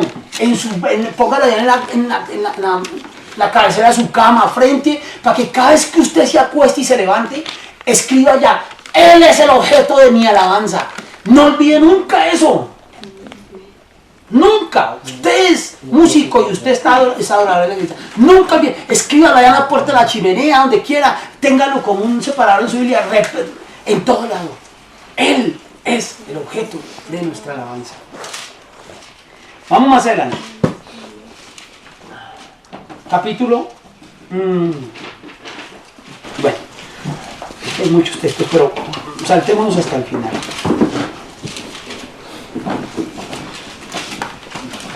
Capítulo 31. ¿Del 10? No, capítulo Deuteronomio 31. 31. Capítulo. Versículo. El libro 10, sí. Ay, sí, llamar a codificar también por eso. Cuidado la pestañadita. Esfuércense, versículo 6. Esfuércense y cobren ánimo, no teman, no tengan miedo, porque Jehová su Dios es el que va con ustedes. Él no los dejará ni los desamparará. Y pasa al capítulo 32. Y en el capítulo 32 es un cántico. Miren ustedes otra vez el cántico de Moisés. Entonces habló Moisés a oídos de toda la congregación de Israel las palabras de este cántico hasta acabarlo. Y el cántico es larguísimo, por supuesto que no se los voy a leer. Pero, ¿qué está haciendo Moisés? Moisés hace lo mismo que hace Josué, hace lo mismo que hace el salmista, hace lo mismo que hace Samuel, hace lo mismo que hace Ezequiel, que hace Jeremías, que hace después Esteban, que hace Pablo, que hacen varios evangelistas. Jesús no se metió en esa parte. ¿Qué es? Recordarle siempre al pueblo todo lo que Dios ha hecho por este pueblo. Todo lo que Dios ha hecho. El peligro que les estoy diciendo aquí es el peligro de la memoria. Cuidado con que la música ni esté edificando, ni esté formando, ni le esté haciendo perder la memoria a la gente. La gente ya no sabe en qué identificarse. Le cambiamos el ritmo a las canciones. Entonces ritmos que ya la gente no sabe, porque es que es un arreglo, uff. ¡Wow! Severo arreglo, hermano. ¡Uf! ¡Qué nota! Un arreglazo. Entonces venimos, le cambiamos la música y ya la gente puede ser cuán grande es él, pero como es un ritmo completamente distinto, la gente ni puede cantar. Pues ya ni cantan. Si usted está dirigiendo a la iglesia, usted no está dando conciertos. No ponga la iglesia al nivel de músicos profesionales, por Dios. Ponga a los músicos profesionales al nivel de la iglesia. Hace tiempo escuché en una conferencia del doctor Jaime Ortiz, rector del seminario Lincoln, una palabra que a mí me ha golpeado toda mi vida y hasta ahora tengo presente. Y él decía en la conferencia, decía, uno no se educa para subir, se educa para bajar. No estudiamos para estar encima de la congregación, estudiamos para estar más cerca de la congregación. Y ustedes lo saben bien, yo soy doctor en teología, en el Antiguo Testamento, pero ustedes me escuchan a mí predicar. Yo estoy ahí con la gente. Yo he escuchado miles de sermones de gente con miles de doctorados que se van allá a hablar una cantidad de términos y vainas. Entonces, y la gente no tiene ni idea de lo que está la gente escuchando. Porque yo aprendí para mí mismo eso. Y yo me esfuerzo por eso, por entender que lo que yo estoy haciendo es para edificar a la iglesia. No para dar demostraciones. No para dar demostraciones de mi condición académica o intelectual. Es para formar a la iglesia. ¿Por qué entonces los músicos dirigen alabanza para demostrar sus habilidades musicales? No está llamada la congregación a elevarse al nivel de los académicos. El académico está obligado a bajarse al nivel de la iglesia. No están los músicos llamados a que la iglesia se suba al nivel de ustedes.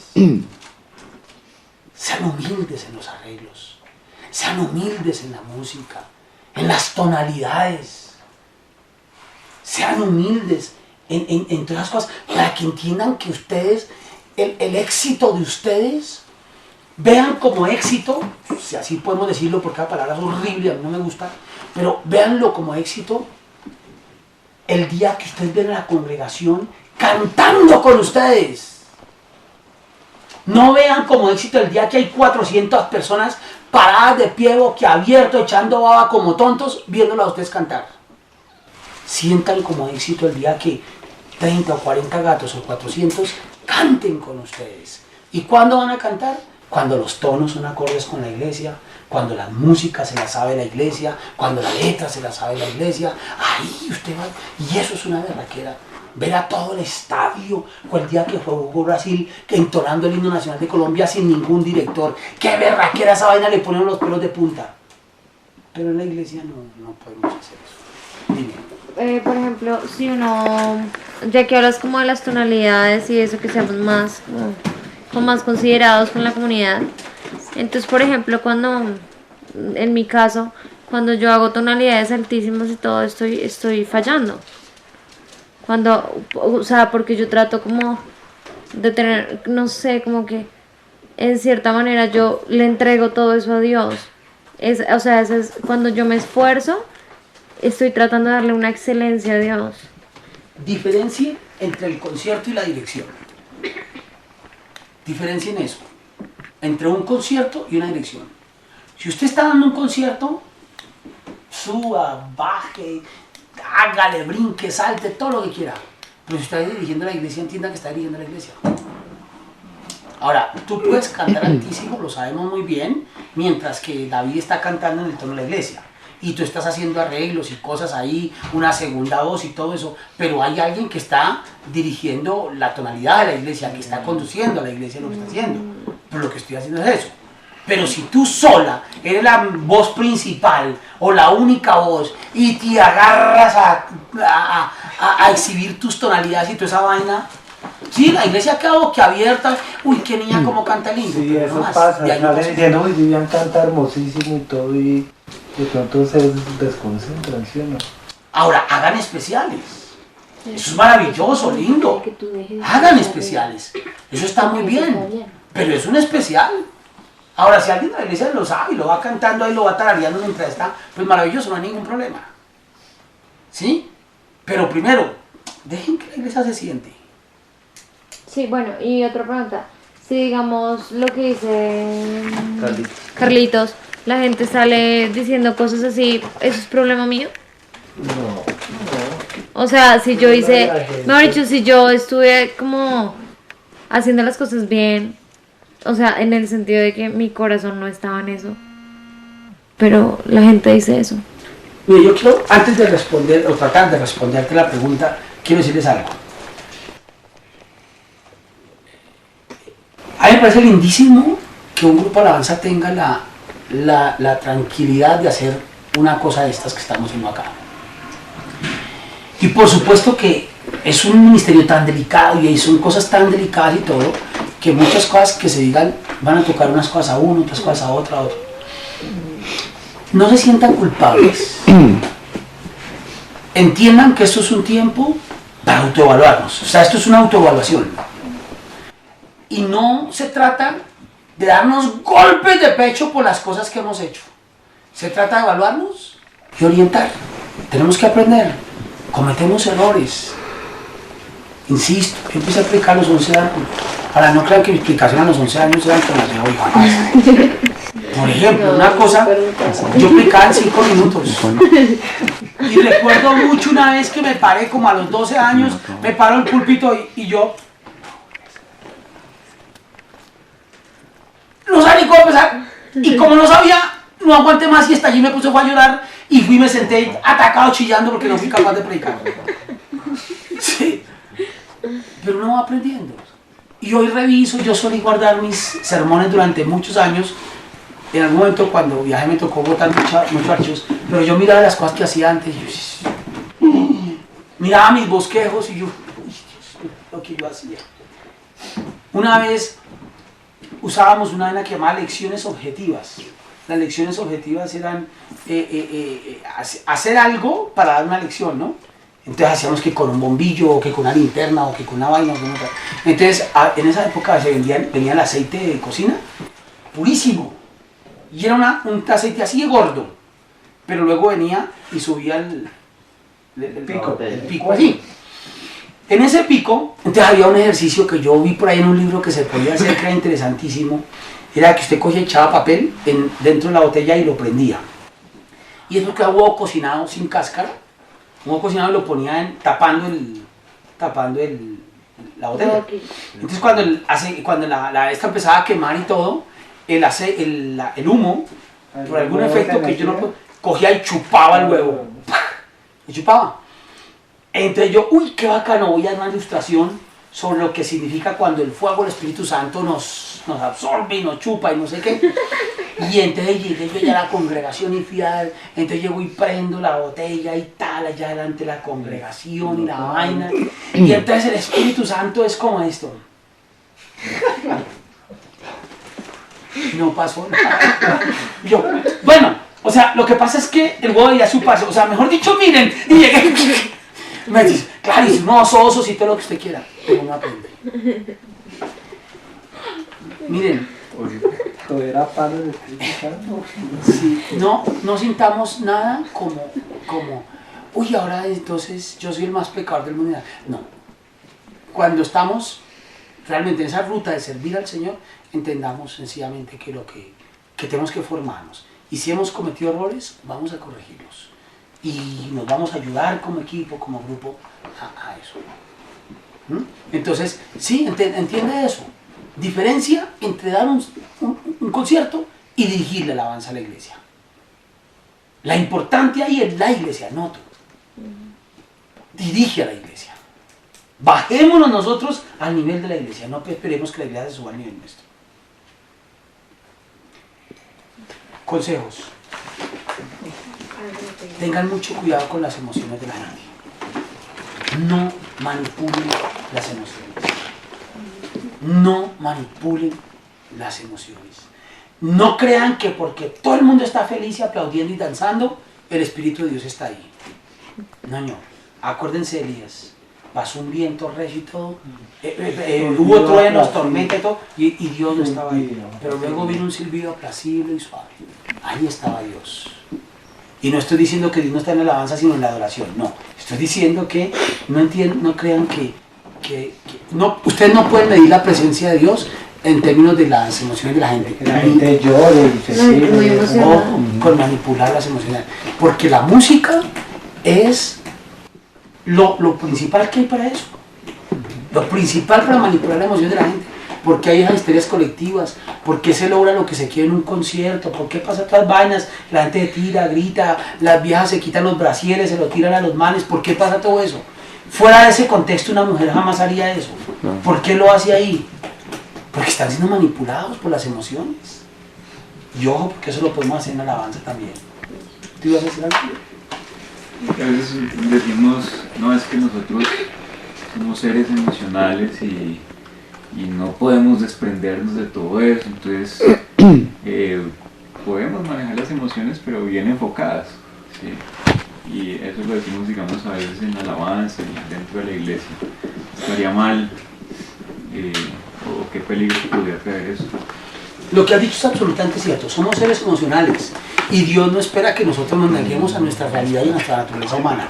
Ojo con lo que yo dije, el consejo es cuidado con manipular las emociones. Yo no le puedo evitar a una persona que llore. Cuando yo estoy en clase y una persona me pone a llorar, pues es una emoción que le está teniendo en un momento, ¿sí? Pero yo no estoy dando mis clases para que la gente chille. De hecho, cuando lloran a mí me dejan sorprendido porque yo ni esperaba eso. Entonces no se trata de que una persona no pueda expresar sus emociones. Lo que estoy diciendo es, ojo con manipular las emociones. No se O sea, trata yo de no debo manipularlos para que lloren. causar, Provocar. Ajá, que lloren.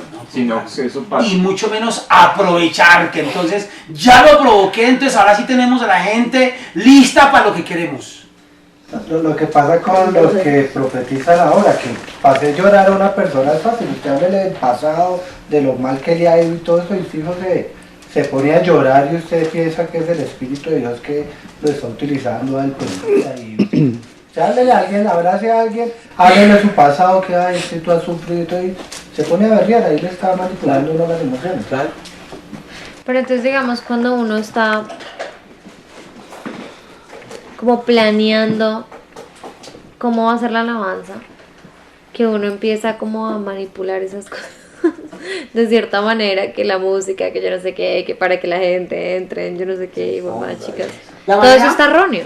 La manera más adecuada de planificar la alabanza es que la alabanza sea temáticamente coherente con lo que va a ser la palabra.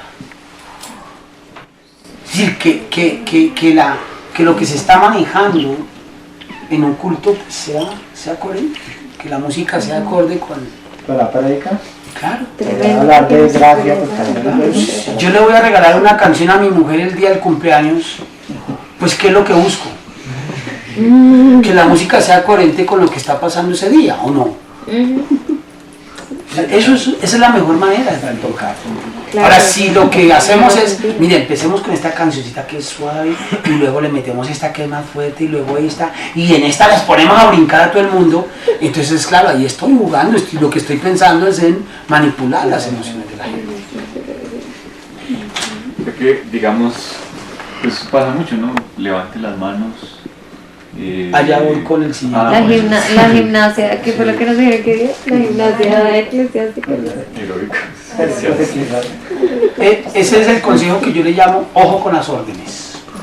¿Sí? ¿Es que sigue? Sí, ojo con las órdenes. Tengan cuidado con las órdenes. De darle órdenes a la iglesia.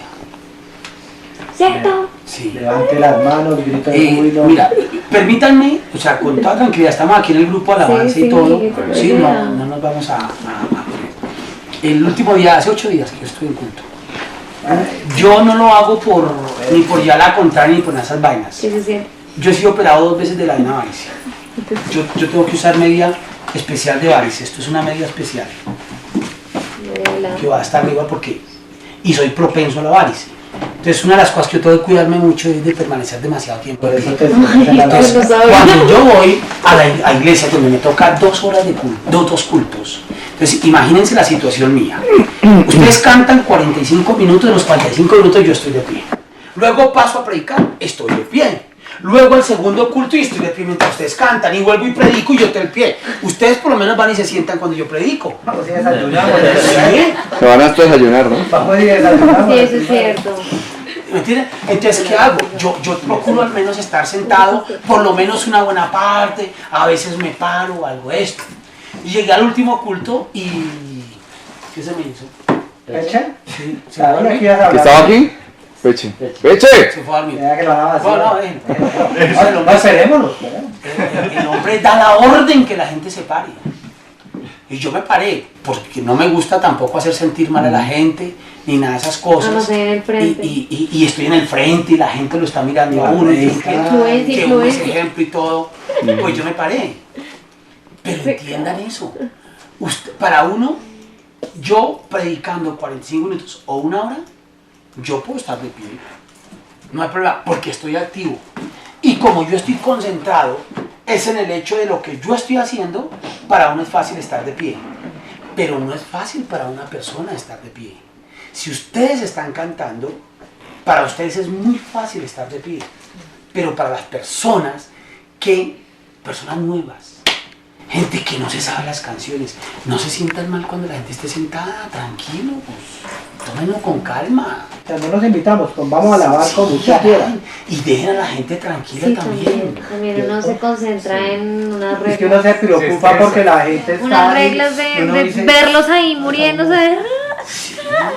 No tiene que verlos así. ¿Cómo? Se estresa. Sí, no. Bueno, repite. Y denle tranquilidad a la gente, denle libertad a la gente, que el que quiera estar sentado se siente. En Alemania la alabanza son solamente 20 minutos y nunca se paran. Todo el culto es de pie la gente. Todo el culto la gente es de pie. Sentada, perdón. Sentada. Se paran de vez en cuando para hablar. Sí, vamos a orar, entonces todos de pie para hablar. Pero la alabanza y todo eso, la gente está sentada. Pero no tiene que ser tampoco así. Pero sí denle más libertad a la gente. Ojo con las órdenes. Levanten las manos, pero levanten las manos. No hagan sentir mal a la gente de que si usted realmente está sintiendo esos mensajes tipo Facebook tan estúpidos. Si realmente amas a Dios, dale me gusta. Sí. Si no, Compártelo. una semana de mala cosa. Si tú realmente quieres que Dios haga un milagro, di sí. Si no compartes. Di amén. Y si no compartes porque ni crees en Dios. Y como 10.000. Ojo con esas vainas en el culto, son así. Y el que no esté levantando las manos no tiene audiencia, el que no impresiona a la iglesia, y dale órdenes. El que no brinca no va para el cielo. La misma gente, mira el que no levanta las manos. Sí. De una. Y eso Sí. sí que malo la gente. Sí. Pase, por tu culpa está mal. Tiene la varices y pierna. todo, hermano, ahí. No tiene varices por tener los cultos. Sí, entonces, ojo con estar dando orden a la iglesia. No se sientan, dice Pedro en su carta, en 1 Pedro, 2 Pedro, dice, hablando de los pastores, dice, tengan cuidado con no actuar como si ustedes gobernaran a la grey, sino como quien la ama. Y es un consejo para los pastores, pero evidentemente es un consejo para nosotros. Nunca se paren allá como quien tiene autoridad sobre la iglesia, sino como quien quiere servir a la iglesia. Denle confianza, denle tranquilidad a la gente, déjenla que esté alegre por naturaleza, no por imposición. No den órdenes a la iglesia. 8 días cuando ministré la cena, que me fascina, por ejemplo, cuando Pablo dice, yo recibí del Señor lo que también os he enseñado.